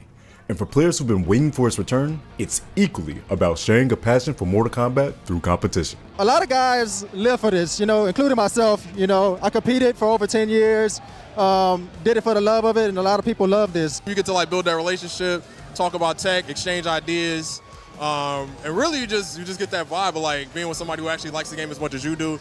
For players who've only experienced competition through the online battles in Kombat League, the one thing players want you to know is that they're always welcoming new combatants. I can't find him nowhere, but you might know number one. It's Ninja Killer. I want to fight him. I got to. Get to see Rewind. I have him in my pool, so I get to go up to him and be like, hey, please let me hit you. Please let me hit you. I'm just I'm just trying. The beauty in competition is truthfully the fellowship from the players. There's just no better feeling than sitting next to people you made friends with through Mortal Kombat. Because these memories last a lifetime. What people are missing whenever they're sitting at home playing online is they're missing the energy levels whenever they come to an offline event, such as ECT right now. The energy levels, the intensity, it's definitely a once-in-a-lifetime type of feeling. This is my first time being here. I was supposed to go to the last one, but I wasn't able to make it to that one. So being here, this is another experience right here. I love all of this. I'm not gonna lie. I came in towards the tail end of the last Pro Tour, so being at the actual Pro Tour is really exciting because I don't know, I love the offline feel. It's an amazing feeling. Definitely come to the events. Live events, online is great, but offline is where it's really at. So you get to see the people playing next to somebody, you can't recreate that online. Always come to the events. With these memories, the tales can be told. From the dominance that Sonic Fox and their skills have shown, to Ninja Killer taking his talents as an online warrior, to being the biggest threat sitting beside you. The new era will be promising. He's the one who's blocking Lightning Cage. Cyrax spinning the wind, flawless block forward dash, and Sonic with Rain is your first Pro Competition champion. This is Pro Competition.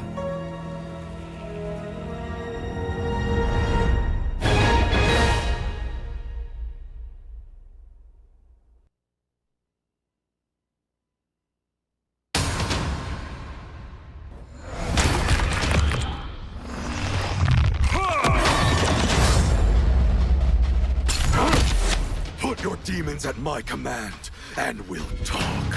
Do you think my hand that weak, Bihar?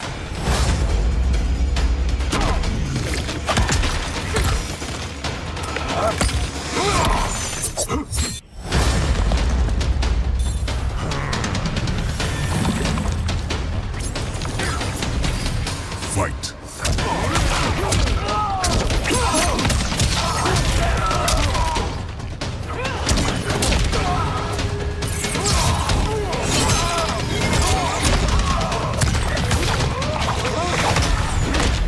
Anyone who draws power from the Netherrealm is destined to be a god among men.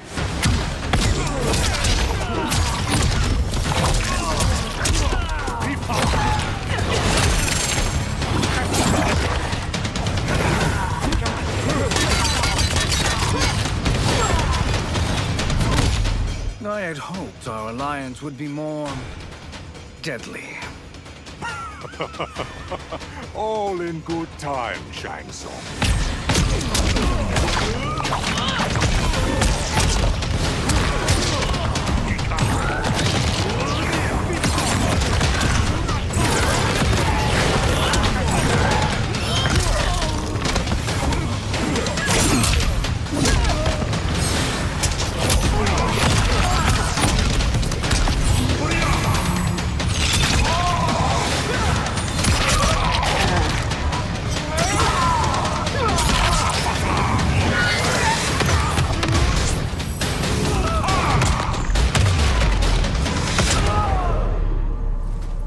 Finish him. Kusiman attack!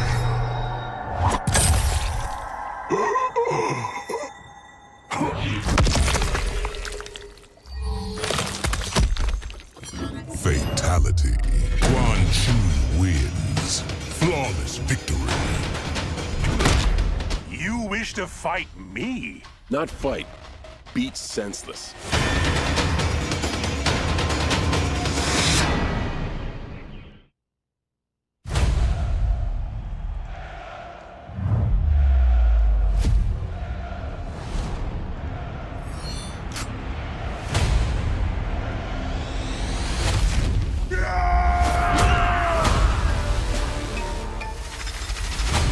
unclear how Shinnok discerned the importance of Draman's mask and the other relics. Several of the relics are in Shao Kahn's possession. We must divide our forces, recover the relics as quickly as possible. How does it know me?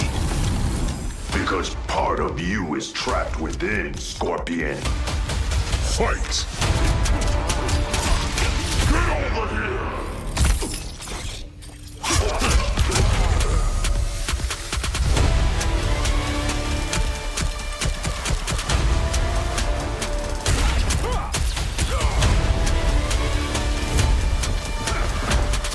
Get some! You die! For the Shaolin!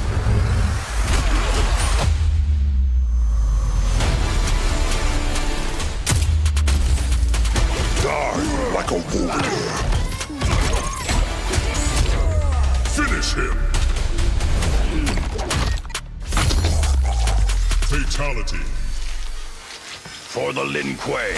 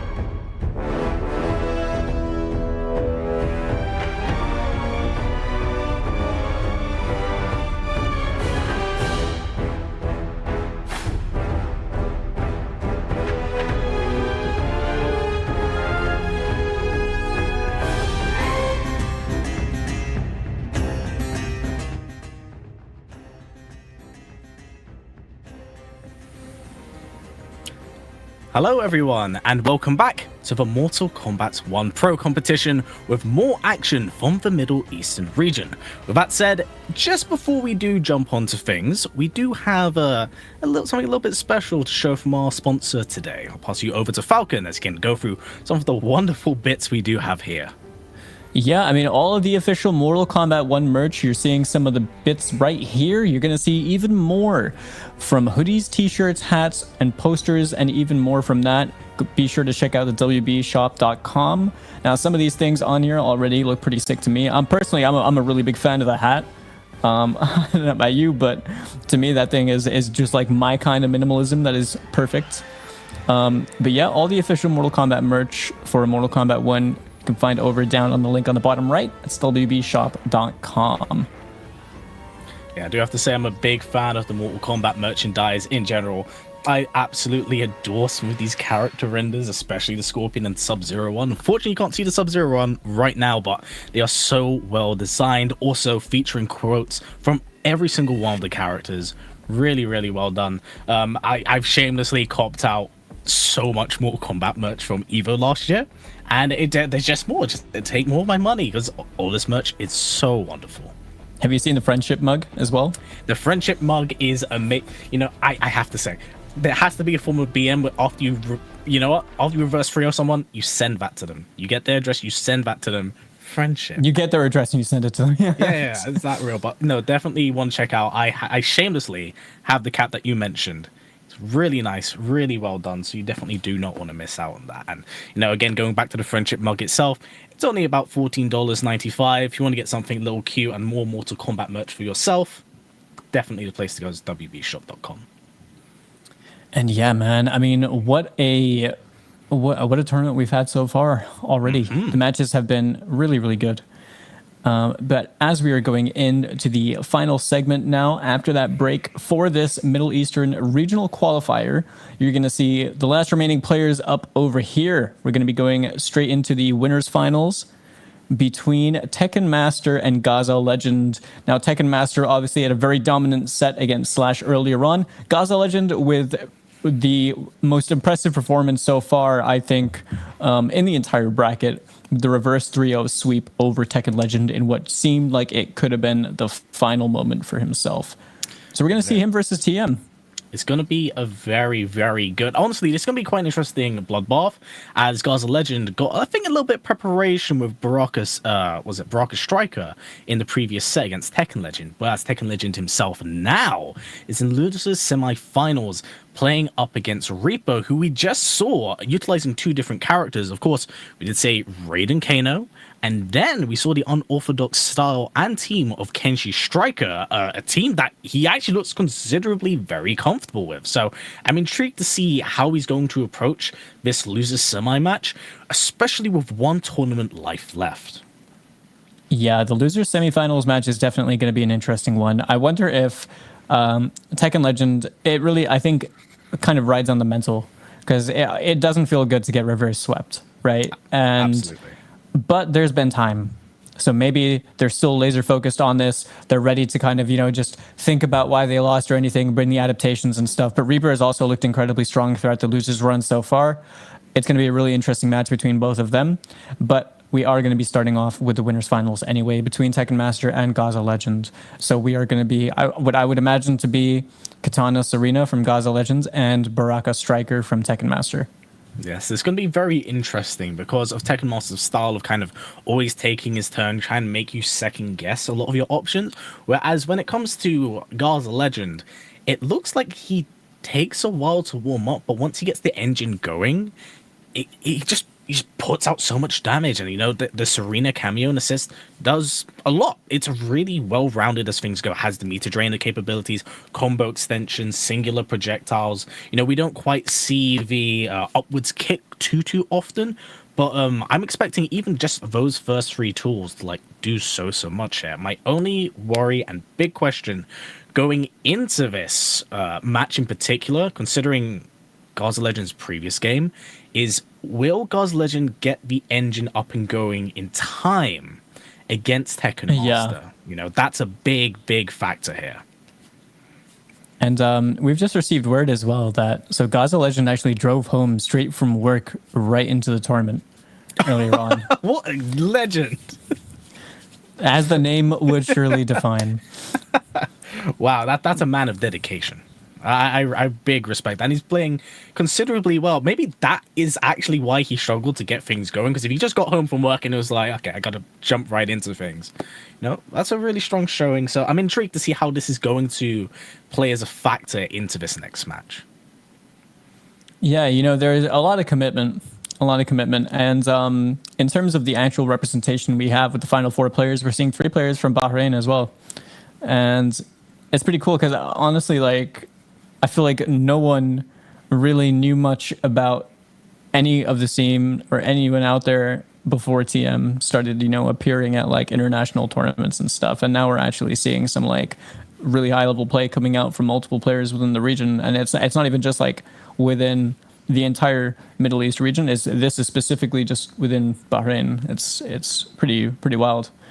It is. I mean, again, when you have these caliber of players kind of all in your reach, it's one of those things where you kind of help elevate those around you by helping them. Naturally, when it comes to Tekken Master, he's at the tippy top of that echelon and that hill. So, when you got something to chase after and someone to work with, someone that can really kind of somewhat, I would say, tutor you into it and learning particular things, especially with someone as versatile as Tekken Master. You couldn't really ask for a better mentor or training partner to go up with on a weekly basis, whether that be offline or online. I wonder how Gaza Legends is going to be approaching this, to be honest, the match between both of them. So while we work out some things behind the scenes, getting the match ready for you guys, we are pretty much this is Gaza Legend playing against, what is most likely going to be the same team of the last opponent that he had, of Baraka Striker. But now you are playing against a player that is, you know, a world-class player in general throughout the NRS games. And kind of just maybe if there were, because I'm not too familiar with the Katana Baraka matchup, I feel like if there were things that they were able to get away with against Tekken Legend, you wouldn't be able to get away with those things against Tekken Master. So it'd be really interesting to see if we're going to see a difference in approach, or if we're going to see basically the same thing, or if it's literally just going to be kind of approach it like a blank canvas and then just adapt and figure things out. But either way, I'm pretty stoked to see how it goes, because Gods of Legend definitely did impress the both of us during the set with Tekken Legend. Yeah, no, very much so. Like I said, it took a little bit of a while to get things started, but once that execution was set in place and in stone, he started making every touch like land 30 to 40% and utilize the full screen to his capabilities.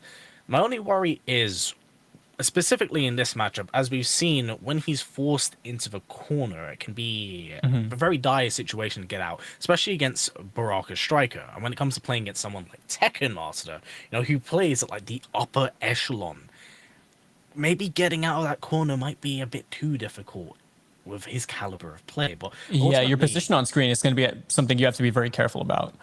And even like, and then in like the loser side, you know, Tekken Legend versus Reaper. Reaper has looked unstoppable so far. And it's really just going to be a matter of, we've seen Reaper now play Raiden Kano and Kenshi Striker, like you were mentioning earlier on. Tekken Legend we saw playing Baraka and Striker. So if I had to guess, I would say that's a matchup that Reaper would probably go with Raiden, just for more flexibility. But it is also another kind of, you know, match I'm also looking forward to a lot, because it's not like Tekken Legend played badly whatsoever in the set before. It just felt like that final round between both of them ultimately just came down to some small choices, some small decisions and stuff. Some of them could be construed as mistakes. Some of them could be construed as like just good choices. It really just came out with Gods of Legend on top. So hopefully that hasn't ruptured their confidence and they go into it feeling, you know, fresh and kind of like ready, hungry for the win. And then we could just really, it's entirely unpredictable from this point on. Yeah, it really is. I'm just super intrigued to see how this match in particular goes, because we are going to have some really, really phenomenal sets ahead of us. And mind you, please to keep in mind, everyone, this is like, I believe, the first stream of the online pro competition, so the action is only going to get better from this point onwards, and I cannot wait. I absolutely adore being a part of this. A massive thank you to NRS and WB and everyone that's, you know, works behind doing the media and making this all possible for everyone here. You know, big love and shout out to them. But, you know, it only is going to get better and better with Liga Latina, especially with Combo Breaker on the horizon and the eventual final combat and possibility of LCQ, although it has not been announced. Yeah, so it looks like everything is pretty much sorted out now, so we'll be ready to go into our winners finals match to determine who is going to be making it into the grand finals. In winners side, going on between Tekken Master and I literally lost my trail of thought. Gaza Legend over here, because I see Tekken Master running the Kenshi Striker as well. And you know what? Wasn't just me. You know what? I'm fine with this. Yeah, I'm fine with it. It's interesting, right? Because we were talking literally earlier on about, you know, Kenshi Striker isn't something you typically see. And here it is, of Tekken Master pulling out a Kenshi Striker himself. Okay, 351 has the corner positioning. Sento is running out now. He's completely gone. Tried to go for the resummon. Didn't work out because of the double Serena knives. And now we're going to see Gaza Legend cash out on just over 30% damage. The throw is not going to work out. Tekken Master being completely wise to that, spending both bars to clean up the round right there. Goes back into balance stance, going in for round number 2. Yeah, want to finish things up as clean as possible. Goes right through. Did he just? That was. Yep. He was just that went her in. blade? Yep. I feel like the animation was like her meter drain. I was like, wait, what? Literally get out of there. Beautiful blocks. Unfortunately, Gaza Legend does get caught pressing right back into Senso time. Guess again. Gonna have to hold all this. Gets caught with the overhead. Okay, forces the sandwich right here. Still about half Sento time remaining. Gaza Legend holding all the chip damage. You're seeing the meter being built for Tekken Master. Finds the low. This is going to connect chooses to go for the EX down back 3 just to close things out nice and simply, and that's going to be game number 1 going over to Tekken Master. Yep, and he looked very, very comfortable that second game. A little bit back and forth at the start of things, but once Kenshi gets going, man, you got to hold all of that offense. It can be a lot to deal with. I'm gonna say this. I'm not gonna say exactly what it was, but I can tell that Gaza Legend is a little bit unfamiliar with this matchup. I think just probably either doesn't play against Kenshi well enough, or you know, like doesn't really play against people that know how to pilot Kenshi very well. That said, we will be going into our next game here, and you never know, as you pointed out, if that so is the case, maybe he might just have to learn on the fly here and start challenging, but he definitely did. Played right in Tekken Master's hand and right into Sento Cell. I really like the choice to go for the grenades over there when you're doing the Sento call, because they're still going to come in by the time Sento's active. Goes for the immediate resummon over here, plus frames into the Sento 2. Goes for the 1-2-2. The Sento 2 is going to connect, staggering a lot of the pressure over here. We're going to see the armor being used, not going to work out because Tekken Master was being wise to it. The extension with the Sento, and that is going to be the... Oh, almost. But, yep, still not you your know turn. what? Still not your turn. That's all right. Uncle got you. He's there. Oh, dearie me. I'm very unfortunate for Gaza Legend because, again, it's just a lot of offense to deal with. But Gaza Legend getting things going, going to get the meter drain at the moment, but gets pushed off. Okay, the back throw to set things up. Now, Kenshi wants to have you in the corner. That is where he's going to shine the most, especially when you have to... If you get hit, it's shake my hand. Yep, it literally is. And right there's now, the punish.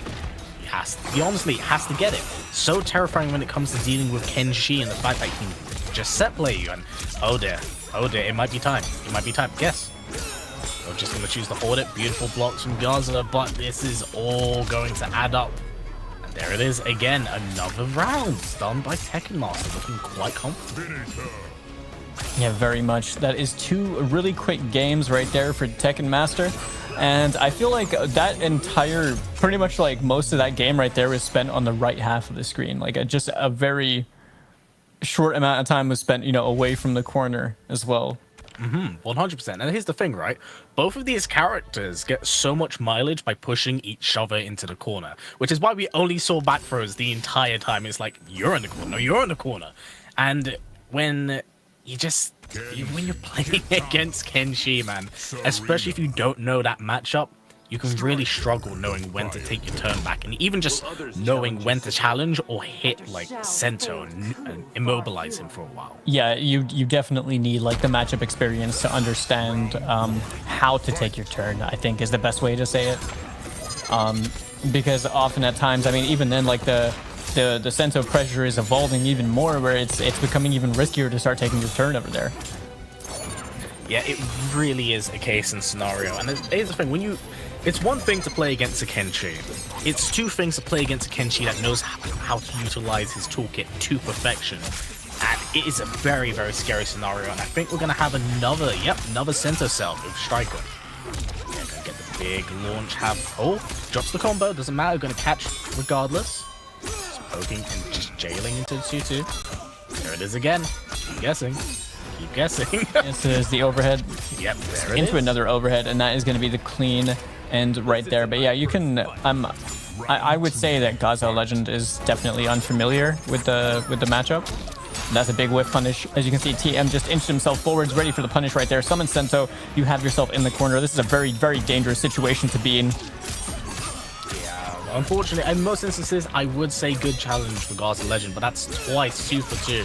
That Tekken Master has been ready for him to press a button. Gonna get the breaker out of him.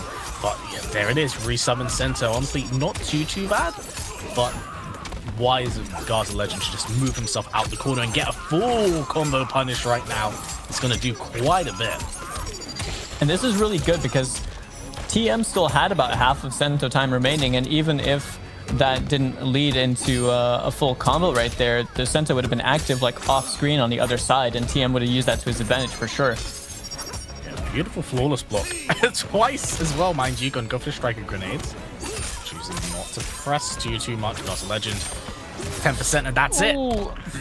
Yeah, honestly, just like impeccable spacing right there with the forward one from Tekken Master, as he is going to close this one out with the Etch-a-Sketch Fatality and move on 3-0 into the Grand Finals winner side. Yep, get blended, nerd. But great stuff from Tekken Master right there. Really played very well. And you know, Gaza Legend played things really well earlier on, and I have to actually kind of talk on a point that I did bring up earlier. You know how I was talking about maybe Tekken Master was watching Gaza Legend on like sitting on winners finals, and he was because playing against Tekken Legend, who was playing Baraka Striker. I think that time in between was like, I'm going to utilize this team instead, because maybe Gaza Legend's already prepared for this particular team, and I want to throw him off his game by, you know, chucking something at him he wouldn't suspect. Yeah, maybe. I'm not sure if he understood how familiar Gaza Legend was in that matchup right there, but you see the Sento 2 is really just being in that sandwich is such a scary situation to be in if you were on the receiving end of that, because how do you really have to know how to get out of it, I think is the best way to say it. Yep, you need to know your times to press and when to pick your opportunities, and when you really don't, like, it becomes down to a situation of I'm too scared to press or hold this, which is very much so one of the stronger game plans and aspects of Kenshi as a character with Sento out. And yeah, I mean, Tekken Master, as you can see, this round right here got a lot closer between the both of them. That back throw set up the perfect Oki situation, but the Serena call just wasn't the right one, and the forward one was going to clip at the max range and close that out for TM. Yeah, no, very, very well played from Tekken Master's part, which does send Gaza Legend to losers finals, but of course, he's not quite out. Yet, who he will be fighting is ultimately going to come from our next match, which will be losers semifinals of Tekken Legend and Reaper, which could very well be Baraka Striker and Kenshi Striker, which is going to be very interesting. This is either Gaza Legend plays against Reaper, the winner moves on into Grand Finals, or the run back from the reverse sweep. Mm-hmm. And if I'm Tekken Legend, I'm incredibly hungry for that run back, because the reverse sweep stings like something else. Yes. But we're really going to have to see what happens, because like we were saying earlier on, like Reaper has just looked really, really strong like throughout the matches that they've played so far. And it's really just a kind of a toss-up between this. I personally don't know who's going to come out on top of this. Mm-hmm. It's going to be very interesting, especially like, because here's the thing. We've talked about the run back with Gaza Legend, Tekken Legend. If Reaper ends up winning this is yet another match for him to contend with, dealing with Kenshi and Striker once more. So this is going to be really interesting of seeing how these characters and little plot threads are weaving in and out of each other as we get closer to determining the Grand Finals. Mm-hmm. And if I'm right, I would think he's running Raiden. Yeah. Ooh, there he is. So, like, I would think that this is way more comfortable to run against Baraka Striker. As you can see, Raiden Kano on the side of Reaper, and then Tekken Legend sticking with what they picked as well in the losers side of top 8 with Baraka Striker. Yeah, choosing to actually take Kano out of the game at the moment. Doesn't quite get full combo conversion. Beautiful tech off Reaper. Patience being shown, not choosing to overextend. Pick your moments to attack, and this Raiden with the full screen fly. Low. Very Stega heavy game. Wise choice to challenge off Tekken Legend. Stang 2 again. Get the forward throw. Just the forward throw right there. The double knives, using it down forward to just go underneath it and try and check that space as well. Good decision making right there from Tekken Legend, as you're seeing Reaper moving in but not overcommitting to anything at the moment. Great stuffing of the empty jump right there with a 2-1. Forces the breaker from Reaper, does Tekken Legend, as he's now backed himself into the corner. It might be a detrimental situation, especially when you have to deal with a Storm Soul. Could have gotten more from that Striker grenade, but wasn't ready for it. Very unfortunate, but Reaper still in a pretty comfortable position. Of course, with Fatal Blow in mind and knowing that Raiden's just a 2-touch sequence to just kill a character. Very, very scary stuff. Big jump in, goes for the overhead. 1-touch sequence is all it's going to take with Reaper right now. Big down 2, calls out and challenges, but 5 seconds left on the clock as well. This is like, all Tekken Legend needs to do is just block like they did right there. And that's the first time out we've seen that. Is the longest round we have seen in the entire top 8 so far. Yep, a lot of patience being shown by the two of them right then. Very well played from Tekken Legends, choosing not to overextend. But Reaper playing a bit of a poke-heavy game at the moment. Going to lose his turn. Just so many down ones right now. Going to go into the Kano Ball. Goes for the back step, but why challenge with down 2 of Tekken Legend? Tekken Legend looking like really patient right now. Went for the jump in 2, but it wasn't going to connect because Raiden was a bit too far down the floor. Gets the back throw, finds the Oki. All right, the striker grenades to keep themselves safe, as you see the down 4 checks being hit confirmed into the stand 2, but now Reaper trying to answer back. Speaking of answering back, Tekken Legend answering back with the armor, and this is really going kind of tit for tat between both players. So we're seeing the health advantage though on the side of Tekken Legend. Yeah, a lot of damage going to come off Reaper right now. Slamming back down into the ground, 32%, but Tekken Legend look to take his turn right back, goes for the overhead. Overhead in turn from Reaper, goes for the low this time with the Storm Cell. Gonna jail with the Kano. Another down 1. A lot of pressing, and this looks like it's going to be Reaper's round. It's going to be a very back and forth set, I can tell. Yeah, definitely. This was really back and forth just between both of these rounds right here. And this is only game number 1 at the moment that we're seeing between both these guys. Using the down 4s as well to really try and space each other out. You're seeing the striker being able to cover Tekken Legend, using it like slightly preemptively as well to try and catch things. But speaking of catching things, that 4-3 is going to work out wonders for him. He's going to get, I feel like there's a fair bit of damage being left on the table for Tekken Legend in a lot of these hits that they're able to find. And Reaper going to be able to catch out on the damage right here. Goes for the Kano knives and couldn't really get much more off it. Yeah, unfortunately, I believe that was an attempt at a combo extension, but done a little bit too late right there. But no matter, Kano out once more, but goes to the challenge of Tekken Legend. Also gonna clip out Kano. Sweep again, just a down 1 press into it. Tekken Legend looking very comfortable at the moment. Yeah, Reaper definitely in a difficult situation in the armor, and there's still, spends the extra bar for the kill. I did not think that was gonna kill. That was just enough. That was just enough. Tekken Legend, just like that, takes game number 1 over Reaper. Yeah, honestly, both of these players are playing out their mind and very well. And considering the amount of callouts we did have off there, you know, the overhead crushing, the down 1, there is clearly a lot of familiarity between both of these players. Yeah, actually, I wonder how much these guys play against each other. Yeah, so the funny thing. We always talk about, you know, with players in different regions, but when it comes to playing against someone you know, it doesn't just become like a character matchup, it's a player matchup, and wondering who sandbagged who by not showing the other one enough tech. So I'm intrigued to see how this works, especially now since we're back with the Kenshi striker that we did see in the previous set from Reaper. Yeah, so Reaper just opting to rock things out with the Kenshi, but rocking Cyrex with Kenshi as well, which is actually going to give you so much value on block to be able to pull out Sento and other conversion routes that you wouldn't normally be able to get. All right, armor from Tekken Legend. And one thing I want to talk about and actually mention is how often Tekken Legend has been utilizing that Baraka armor, just choosing to challenge a lot of what Reaper's doing. And it has been catching North Guard a lot. Summon, nice. Yeah, there is one summon. Right, we should probably start counting these, because that's a key part of Reaper's game plan. It's just go into combo, end it a lot earlier, and then go for the resummon. What he did right there was pretty much, you know, in the Hall of Fame of the playbook of Kenshi. Going completely underneath the striker grenades right there, pulls out the Sento.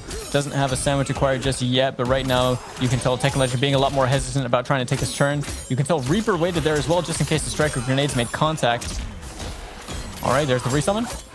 Yep, there it is. There goes the armor. But here's the thing. We've already seen like a considerable amount of familiarity actually being shown from Tekken Legend in this matchup right now. And just, again, the armor, just get off me. I don't want to deal with that Sento sandwich. But Reaper's just reinforcing it every time. That is 180 damage on the throw right there. And the back 2 to close things out as Reaper is going to tie things up 1-1 in a much stronger fashion than game number 1. Reaper playing this really well. Honestly, I'm just very impressed with the Kenshi that I'm seeing. He's playing it really well, fundamentally very, very solid. And I like that Reaper's counter adaptation was just to let Tekken Legends overuse of the armor and how it pushes him so far forward against them there. Just like, I'm just going to catch you, full combo punish you with Kenshi, and you're just going to have to deal with it.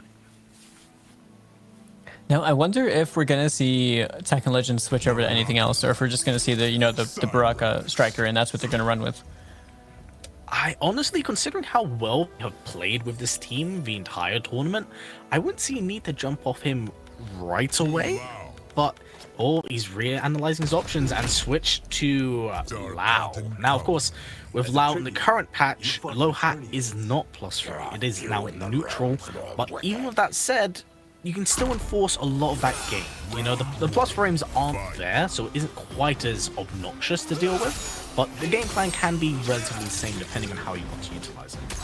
So, the frame data, it changes how far away you are, and I feel like Baraka is the kind of character that might be able to keep you at a certain range where he can still make low hat plus, but obviously there is like, you know, a jumpable gap or like an armorable gap or something like that, the same way as before. Now, the thing about Kung Lao specifically against Kenshi is that Lao Hat is really good against Sento. But right here, Reaper is pretty much just finding all the hits he needs, drops the Sento 3 for the conversion over there. The down one is going to knock Uncle unconscious for a little while, as so is that armor. Not enough damage to kill with the 1-2-2, but stepping Sento forwards over there to sandwich him the moment he landed was a really smart decision from Reaper. Very, very smart. But I will say, this switch to Lao Hat hasn't really benefited Tekken Legend too much in this matchup so far. He's thrown out the Lao Hat a lot to maintain the distance and the zoning game, but the zoning game isn't something that Brock is known to thrive in. I mean, even any kind of trades or like any successful projectile, that's 8% right there, right? 80 damage. And then every one of the demon drops that Kenshi does, the overhead katana thing, that's 6%. So regardless, it's like for every successful one of these that connects, eventually like Tekken Legend will be able to take the advantage over there. And right now he does have a bit of a health lead going on right now. The down back 2 is also going to stuff Kung Lao, which is really good for Reaper. Forced off his breaker, has a full Cyrex bar to work out with, so we could be seeing a 4-2-2 into the Cyrex right here. Checks with the down 3. Right, goes into the Cyrex, into the Sento summon, and now you are in the corner because eventually you just backed yourself into this Tekken Legend, and the overhead is going to connect, but the Sento cooldown did not allow him to confirm and follow that up. I'm saying that, going to pick it up, get the breaker out of Tekken Legend, going to get the resummon of Reaper right now. Yep, he is currently down, but not for long. Jail into overhead again, full combo conversion. Doesn't quite have the bar to go for the reset, unfortunately, but man, those double kicks, they do add up. Yeah, I really found a way to make that forward work. It is a really, really good mid option when you're in the Sento stance, regardless of whether you have them or not. Double mids. Oh god, I can't even remember what the frame data is on it. I think it's 12 frames on startup. +1. Yep, and honestly, I mean, it's so good because you can just, when you have the Sento out, you can just keep jailing into it again and again. Your opponent has to respect it. But with that said, we are now coming to possibly our last game with Tekken Legends, choosing a switch back to Striker, which I think is a really good call. I think the utilization of Lao didn't really benefit him too much in the last game, so hopefully the changes and counter adaptations will work out a little bit more. I just hope that if Tekken Legend is going to this possibly final game, whenever he utilizes armor to have Striker cover him, but the way that Kenshi gets right under those grenades, man. Yeah, so using tricky. the 1-4-1 is just really good right there, and we're seeing Reaper was catching out in a lot of damage right there. Didn't want to force the sandwich because he wants to keep Tekken Legend in the corner with Sento there. Couldn't quite get more to work off of it, as you're going to see Sento being knocked unconscious again just before they expire, and now this is a dangerous situation for Reaper to be in. Has no armor reversal available because he's in the Sento stance. Has no Sento available right now. Finds the back throw. Gets the conversion with Cyrex. Oh no, it looks like he was trying to go for Yeah, I feel like he was trying to go for the resummon right there, but the up block is actually going to be perfect for him. Ends in the 4-2 into the down back 3, and that is going to close out the game. Sorry, the round. Now putting Reaper at set point. Playing very, very well, mind you. But Tekken Legend not too out of the fray. It just looks quite an uncomfortable matchup again. Just from keeping in mind the factor of Kenshi being able to go under the grenades, might shut down a few of Tekken Legend's options. You can tell Tekken Legend is just trying to make Reaper work his way in, but Reaper is choosing his space and his buttons like really well. Very well. Gonna get clipped by the low, forces the breaker out of him, goes for it's gonna go for the grab to pick up Sento once more. Oh, no. I had full belief in it. Yeah, that could have been a really big punish right there for Tekken Legend. That's a big missed opportunity for them, as Reaper now, I think that was a big indicator. Now, no bar on the side of Tekken Legend. Reaper with 2 bars of meter. If they get hit, that is a guaranteed confirm straight into the resummon. We're seeing the resummon right there off the back 2 into the Cyrax chopper, and Sento is going to become active very shortly, as we're now back into the sandwich pressure. Overhead is going to connect. That is going to be good. Ending in the forward 4. And now you guess again. Okay. Have more of the screen to work with at the very least. And wise blocks from Tekken Legend. Not getting caught by that. And I don't believe this will kill. Just put in bleed state. And that's a 2-1 into fatal blow. I feel like it might kill, but if it doesn't, yeah, the bleed state is definitely going to be like a chip situation unless we see the flawless block coming out. Yep, nearly enough. And there's the striker grenades. Tekken Legend fighting with every fiber of his being to stay in this losers semifinals. Let's check. Beautiful throw tech off the Reaper. More patience being shown from Tekken Legend, not choosing to overextend. Let striker grenade cover him a little bit. Double low. Definitely trying to play a lot lamer as well, because it is just more effective. Like, you just want to try and rack on as much of a health lead as you can by the time that Kenshi's in it, able to play his game. Yep, and now we have a back throw. Good thing as... Yep, here's the thing with Tekken Legend. He's staying like full screen in the middle of the screen to not put himself in the corner. But man, once Reaper gets that touch, you know what he's going to go for. There he is. Gone but not forgot.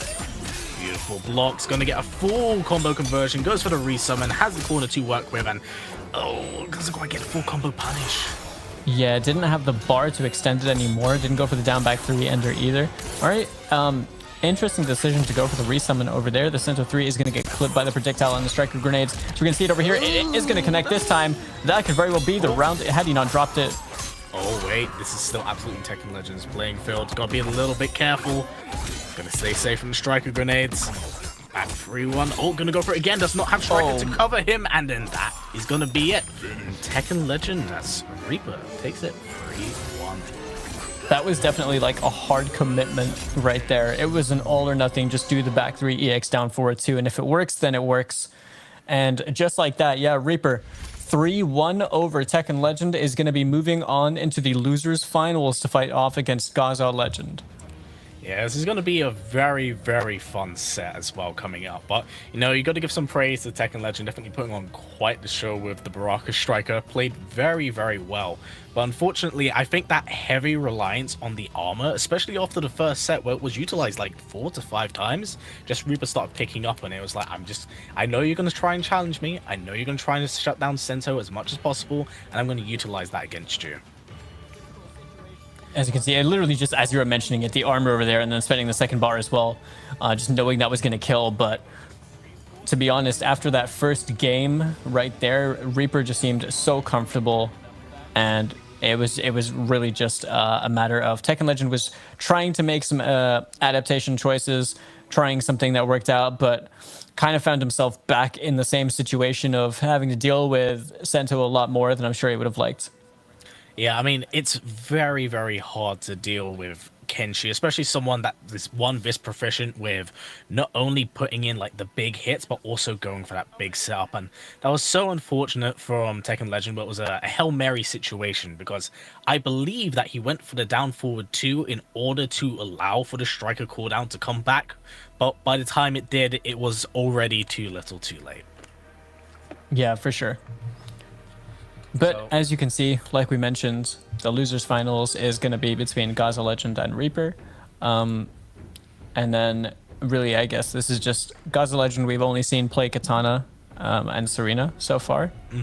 Reaper we've seen on 2 characters. We've seen the Raiden, we've seen the Kenshi, and then Tekken Master just sitting comfortably in grand finals, waiting for the winner. Of course, I mean, I would not expect anything else from Tekken Master. You know, a very long legacy in NRS titles, playing extremely well. You know, really is known proficiently to being one of the players that can take it against Sonic Fox, and you know, they go blow for blow every single time. So I'm not surprised. But I'm very impressed with what we've seen from both Gaza Legend and Reaper currently. My interest for Gaza Legend is how much did he take in the match against Tekken Masters, Kenshi, and Striker that will maybe influence this matchup. Of course, we did see Reaper utilize Raiden Kano earlier, but he wasn't quite able to utilize it as well against Tekken Legend. So I'm intrigued to see which team he actually goes with here, and what one he can work with.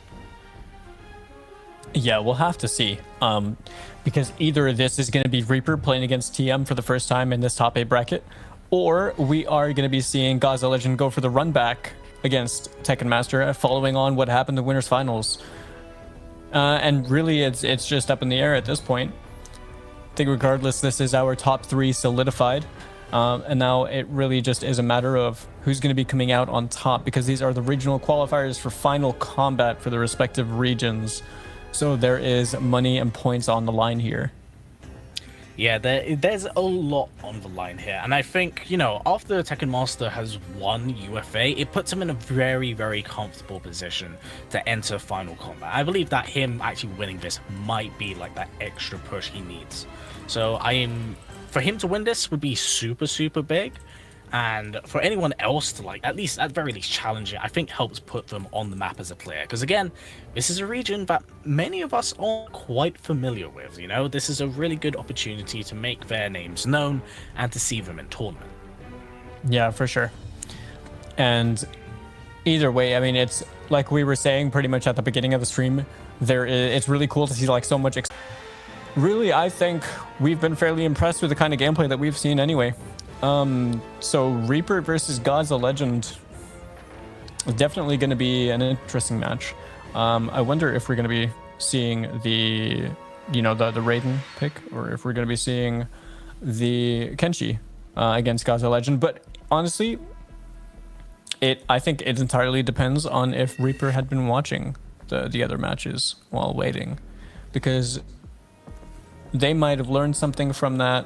Gaza Legend obviously has the opportunity and had the opportunity to be watching Reaper's matches and stuff, and kind of learning more about the opposition, learning more about how their habits, their character picks, maybe things that they like to do, and then already kind of strategizing a way to beat them. Yep, no, honestly, that's a really good way of putting it. And the funny thing is that you mentioned this. This also is very reflective of actually going to offline events. You always want to kind of scope out your opposition, especially if they're on your side of the bracket, to get an idea of what you're going up against, what to expect, what are player habits, what do they normally do. Are they a bit erratic? Are they more tactical? Do they play slowly? It's always super beneficial. But looks like we will be going on to our loser finals match, with Reaper against Gaza Legend. Reaper utilizing the Raiden Kano team, as we did see a little bit earlier on, but Gaza Legend playing really, really well, utilizing that corner game and landing 400 damage right out the gate. Yeah, for sure. Gaza Legend has himself a really good health lead at the moment as well. Catches the overhead, does Reaper. But Gaza Legend right now going to find himself clipped by the Storm Cell right there into the Kano Ball. Trying to answer back a little bit more as you're seeing Reaper play a bit more aggressively, going a lot more for these staggers, trying to mix things up a little bit by using the overhead as well. And this is just going to be a matter of... I can tell that Gaza Legend's fishing for a counter poke or something like that. But the down one anti-crossover was such a good move right there from Reaper. Setting up the Kano into the safe jump. Really, really smart decisions being made from Reaper, and it's all adding up. Has the bar to close this out as well. Wow, Reaper making quite the comeback in that game, despite Gaza's very, very strong start. Get caught with a stray projectile. Serena. Oh, that was definitely a bait on the anti-air as well. Had the beater to be able to break over there, but definitely a very risky decision from Gaza Legend. So we're now seeing the air-to-air not going to be in favor of Gaza Legend, as we're seeing Reaper capitalize on that situation. Has them in the corner, which is the scariest place to be against this team. Yep, and then into Storm Cell, right into Kano Ball. Doesn't hold the block, gets clipped with the low. Just going to start adding up again and again with all of this chip just looping into itself, gets clipped with it, and Reaper's just he just stole that round. That was so quick compared to the last game. Whilst Gaza looked like he was kind of fitting his way into the match very well, landing that big damage. Once Reaper just, again, the oppressive natures of Raiden and Baraka pushing characters into corners and just looping them and never taking their turn, so difficult to handle. I mean, even exactly what Tekken Master was doing with Kenshi against Gaza Legends. It was just like finding themselves in the corner, and I feel like Raiden's one of those characters that's able to do that very easily because of the Superman. That corner carry alone is just really good. So being able to constantly root into that, or be able to punish things at range if they're punishable with that, and cover yourself while you're doing it aerial, it's like things like that just make it infinitely harder to avoid that situation from happening. So it becomes, how can you deal with it instead? Yeah, honest, really well put. But talking about just that in general with Kano cameo, we just saw one of the stray singular knives hit Gaza right out of the sky, and just Reaper immediately went in for the kill, landing super big damage, and once again forcing Gaza Legend right into the corner. Well, doesn't quite get the full combo conversion. We'll use Kano once again, just heavy staggers right into the Storm Cell. There it is. Oh, misses the Kano, but this is a lot for Gaza to handle right now, and I don't think he can quite deal with all of this offense. I'm dealing with this situation right here as well, so we're going to see a good opening hit right there with the back 2-4 converted into the damage right there for Gaza Legend. The repositioning, got to watch the Kano. Oh, maybe the Kano got clipped by the fan. Looks like it. Something I do really want to point out is just how Reaper has been utilizing the teleport. He never utilizes the teleport without making sure that Kano can cover his back, and I think that's something that Gaza Legend's got to really keep an eye out on going forward. Alright, so the down back 3 is to try and check this space over here. We're seeing some projectiles being answered back from Reaper. Reaper does have the health lead at the moment. If this is going to come down to a zoning war, then I'm sure Reaper is more than confident to just be able to sit back and do that if he needs to, but that is going to be a clean punish. Gaza with a second attempt on that jump forward into the aerial down back 1. Not going to work out for him, and now this is a really horrible situation to be in, because this might kill. Just about. Not enough scaling. Chip. But yeah. That would have been it. And this is just really solid play from Reaper at the moment. And it looks like Gaza Legend is just like struggling to not only just take his turn back, but to get that offense in to negate the chip and all the different variables that are on the table when you're fighting this character. Well, this isn't the first time that we've seen Gaza Legend down 2-0, so I wouldn't completely count them out of it right now. This is definitely looking tough for them, though. Reaper's capitalizing on all these micro errors just so well, and I'm sure Gaza Legend's thinking about what they could maybe adjust differently to be able to come out on top in this set. Yeah, one thing that I do want to talk about, considering that it's punished Gaza Legend a lot, is going for the fake jump in into the fan. Yeah, that's risky. That's very risky. One time they came off the breaker, the other time they ate the full combo. I believe that Gaza Legend, the reason why he did that the first time was because he got down 1 anti-air by Reaper. And I think he went for it the second time around, and he's just been faked out by it twice, fully expecting Reaper to fight, but he hasn't. So hopefully going forward, those adjustments are made, but Reaper's riding like a lot of momentum when it comes to utilizing this character. And Gaza Legend looks a little bit scared to press and take his turn. Oh, nice punish. Yeah, and there you can see completely blown up, just made the read on there, the electrofly, and now where have you found yourself? You are in the corner. The back 2-4 not going to work out. Gaza Legend trying to switch sides over there. The down 1 anti-crossover again from Reaper. We're seeing the Storm Cell. Now even over here, you're holding all of this chip damage. You might not be in the corner, but you are still forced to guess between how the offense is going to be played. You're going to find yourself... Ooh, didn't end in the fly. I felt like there might have been a potential for corner carry for the following round, but Reaper right now on set point, looking to make it into grand finals. Yeah, looking for the up block, but once again, the air fan choosing to be Gaza Legend's undoing. Now forced back into a corner with big damage in mind. Just gonna get forced into the Storm Cell once again. Pressing the Kano, staggers into low, right back into it, just a constant loop. Yeah, and as you can see, Gaza Legend being very hesitant to try and do anything, finds himself clipped again, forced off of the breaker. The double Serena knives being ducked by Reaper, but the back 2-4 from Gaza Legend is going to connect. That katana launch is going to send for just about 30% damage. Meter being drained as well on the side of Reaper. Still has a bar to work with. Gaza Legend just trying to find anything that they can. They do have Fatal Blow available. Use a big fly, get around it, and Kano knives covering once again to full combo conversion as Reaper takes it 3-0 over Gaza Legend.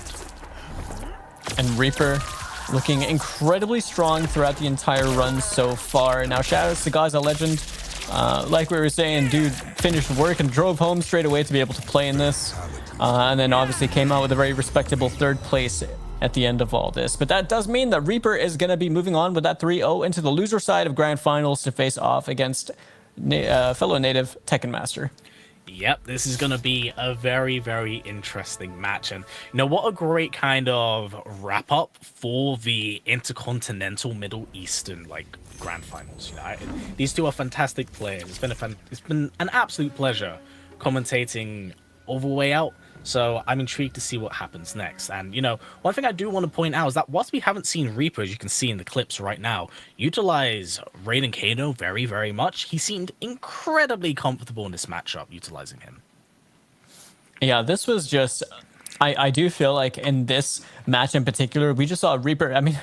You know, the past 2 clips have been in the corner situation over here. That was the straight knife that you were talking about before, being converted as well. Reaper not letting these situations go by. You could tell he's definitely hungry to make it into that Grand Finals. And over here, once again, just had them in the corner and just kind of ran the show from that point on. Oh, so much damage on the board. And you know what? I'm just going to say it as I said it before, because they quote it for Twitter. It's Raiden doing Raiden things, man. This character is so crazy how he can just storm cell loop you and just reinforce that game with Kano.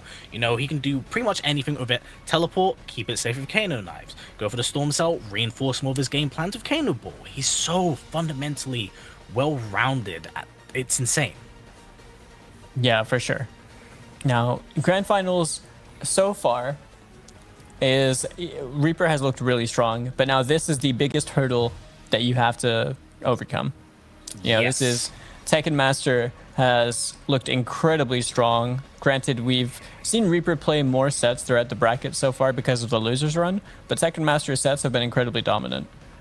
And this is just a matter of, I doubt we're going to see a Kenshi mirror. If I had to guess, I'd imagine Tekken Master would probably be playing the Baraka, but honestly, anything's within the realm of possibility, because we didn't predict Tekken Master to pick Kenshi earlier, but he did.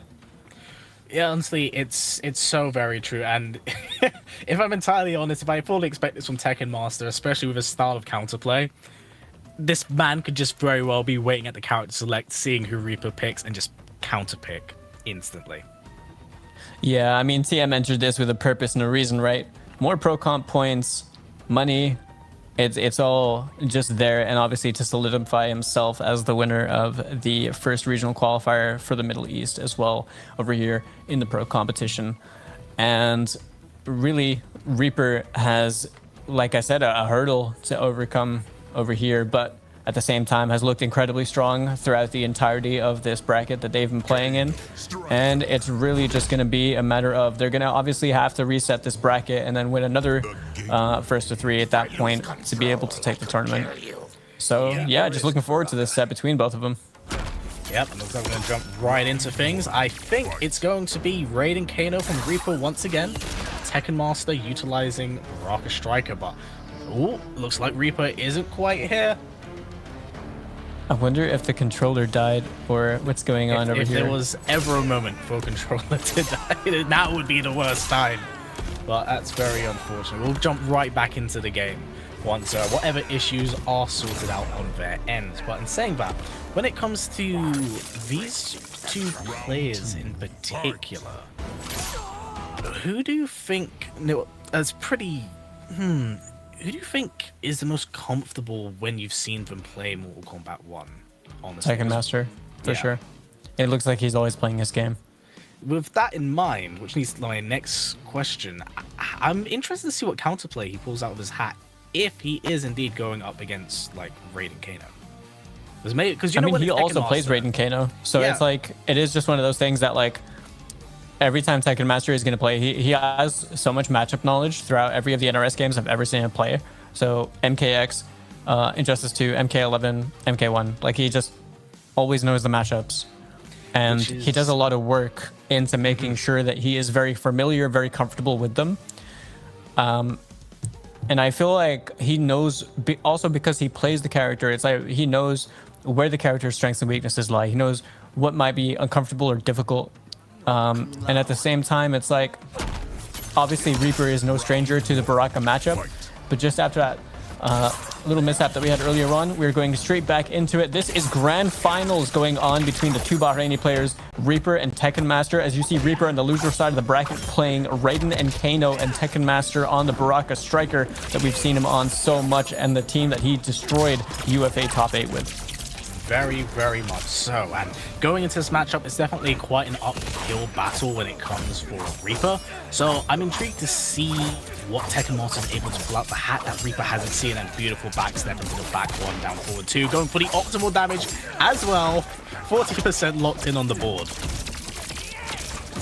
Okay, Flawless Block mitigating the chip, armor reversal out as well, the down forward check. Yeah, gonna press right out of it. Tekken Master backing up, definitely was keeping an eye out for it. Unfortunately, does get caught with the Kano knives, but striker grenades going right in, full combo conversion from Tekken Master, taking the first game, but Reaper putting up quite the fight. As you can see, the overhead. That he is. All right, second overhead being established right there. Good whiff punish right there from Reaper with the double lows, going to send him into the corner with all this damage to hold. 30% right there. Armor immediately by Tekken Master when he wakes up. No meter right now until just that point. Now, one good touch is going to bleed into a full combo right here, unless Reaper can build that third bar to be able to break it.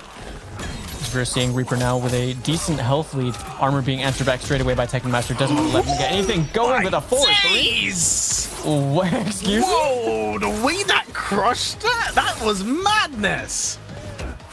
But, you know, damage is damage. Got to come with the optimal right afterwards, and just Reaper trying to enforce his game, not trying to get flustered by that big overhead. Gonna go into Kano Ball once again. Heavy stagger game, definitely scoped out by Tekken Master. Oh, that's a fatal blow. And yep, to one fatal blow. This, yep, I'm pretty sure this is definitely it. I don't think this scales enough to not kill. Yeah, that's definitely it. It's gonna be the stabs. Jab, jab, jab. Oh, so much damage on the board. And that's the scary thing with Tekken Master, right? Whenever you play against him or have seen him played, he makes like the smallest of touches lead to the just most ridiculous forms of damage. And that is, yeah, a strong game number one from Tekken Master over here, who only has to win 2 more games to win the first regional qualifier for the Middle East in the online pro competition in the Intercontinental Combat. Reaper, 6 games he's going to have to win over here. Yep, things are looking super, super good for Tekken Master right now, especially when it comes to looking at that final combat choice. But Reaper not out the fight, actually playing really, really well for the most part. But, you know, that adaptation game of Tekken Master is just so terrifying. Tekken Master doesn't hesitate on those reversals as well, like on the armor, just does it. Like he'll just know, oh, I know you want to try and take your turn here, or oh, I know you want to try and enforce any kind of offense you can, and he's trying to just like, you know, nip it in the bud straight away. 100%. That is the style of Tekken Master though, isn't it? It's so oppressive, so tactical. When he just like draws a little bit of blood, he makes sure it drains a river. Alright, gonna go for more plus frame, just gonna reinforce the Storm Cell game right now. Again, Reaper was quite the life lead at the start of this, but Tekken Master never quite out of the fight, and there it is, gets clipped. Big back free, gonna go for the optimal damage, splat him down into the ground. Ooh, challenges the meaty. And right there again, the armor going to work out. The standing 4-string is going to also work out for Tekken Master. He's going to end in the down back one, go for the safe jump with the striker grenades, goes for the back throw as well. And once again, the striker grenades used for the jump in right here. You're now seeing Reaper in a dangerous and difficult situation. Has the fatal blow. It is going to scale quite a lot. Good down 2 though.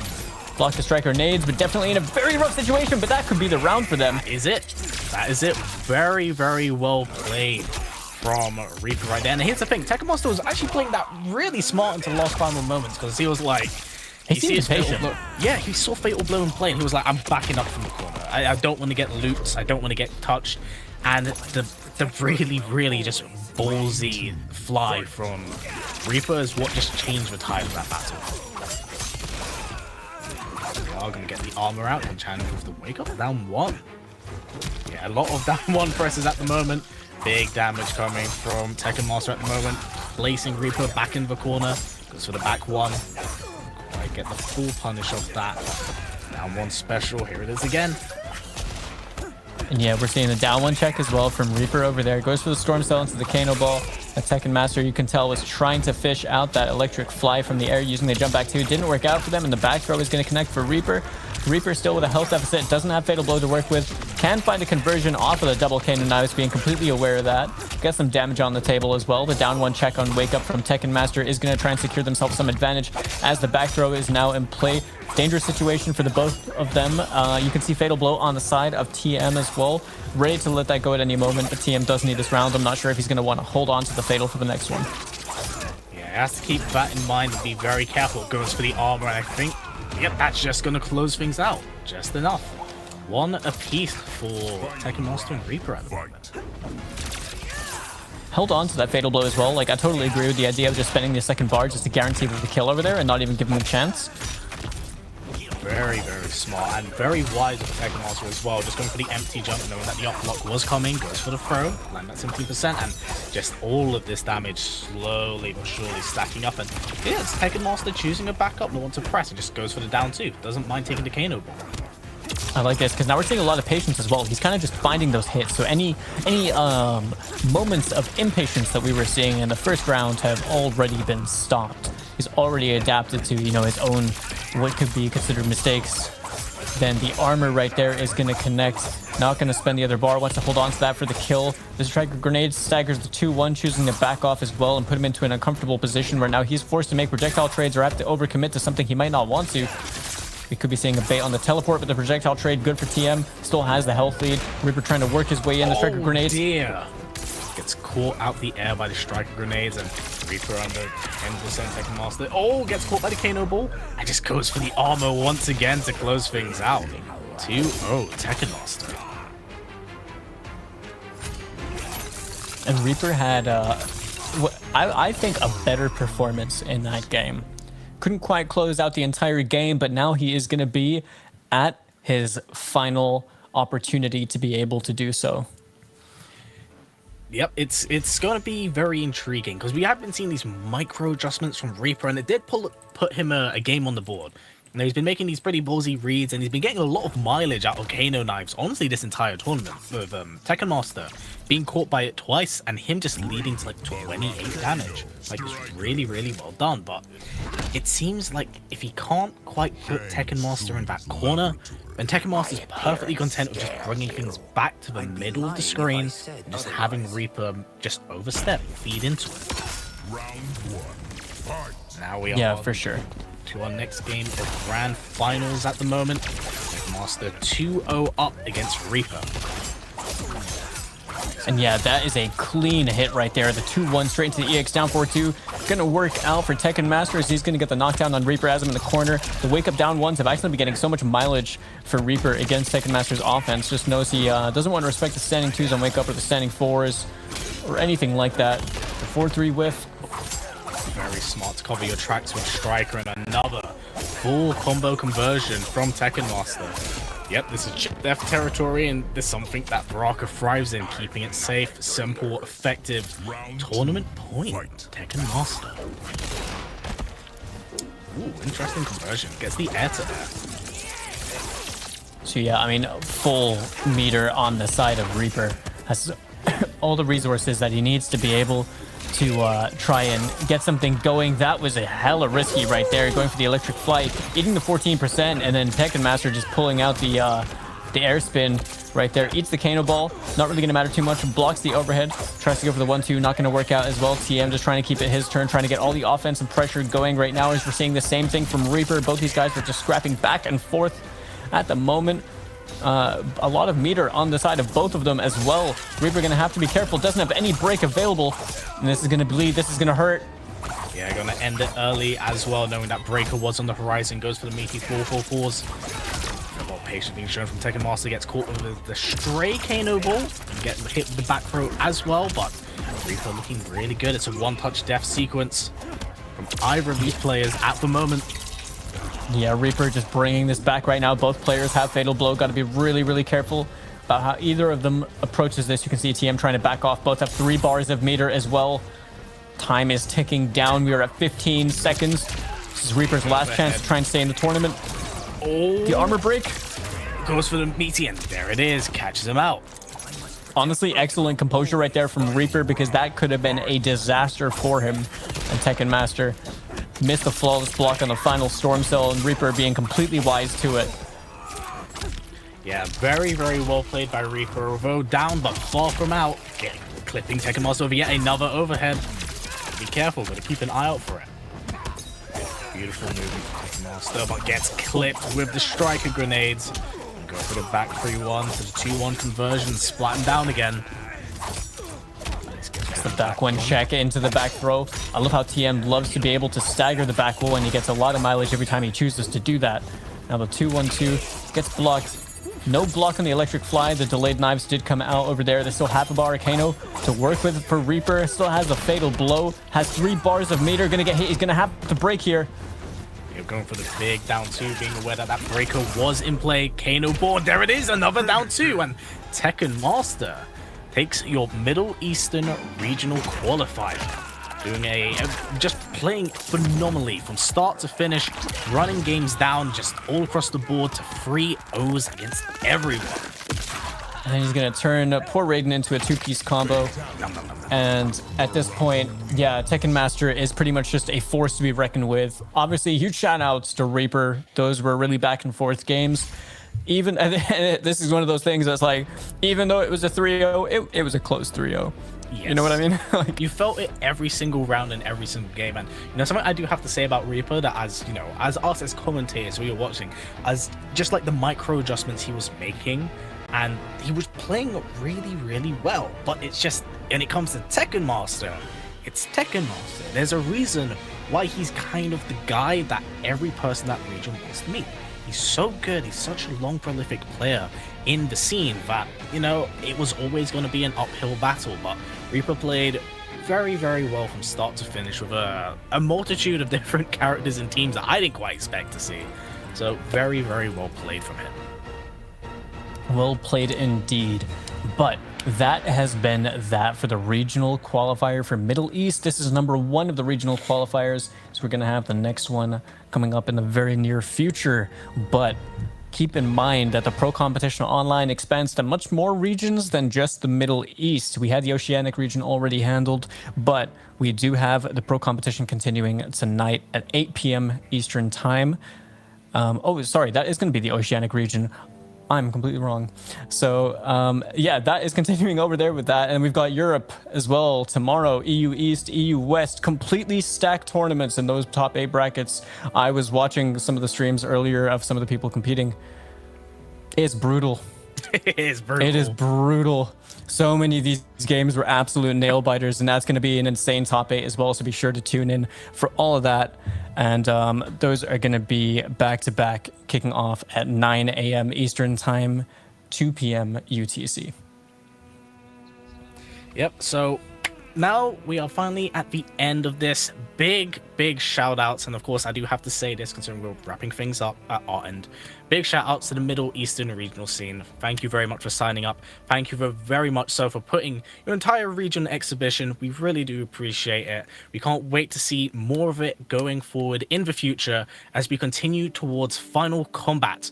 But for now, this has been History Behind the Warrior, joined by Falcon on commentary. Thank you for having us back. Thank you for the people in the back for making all of this possible. And we'll catch you later on today for the Oceanic Regional Finals held by Infinity and Mr. Aquaman. I'll catch you then. Yep. Take care, everyone.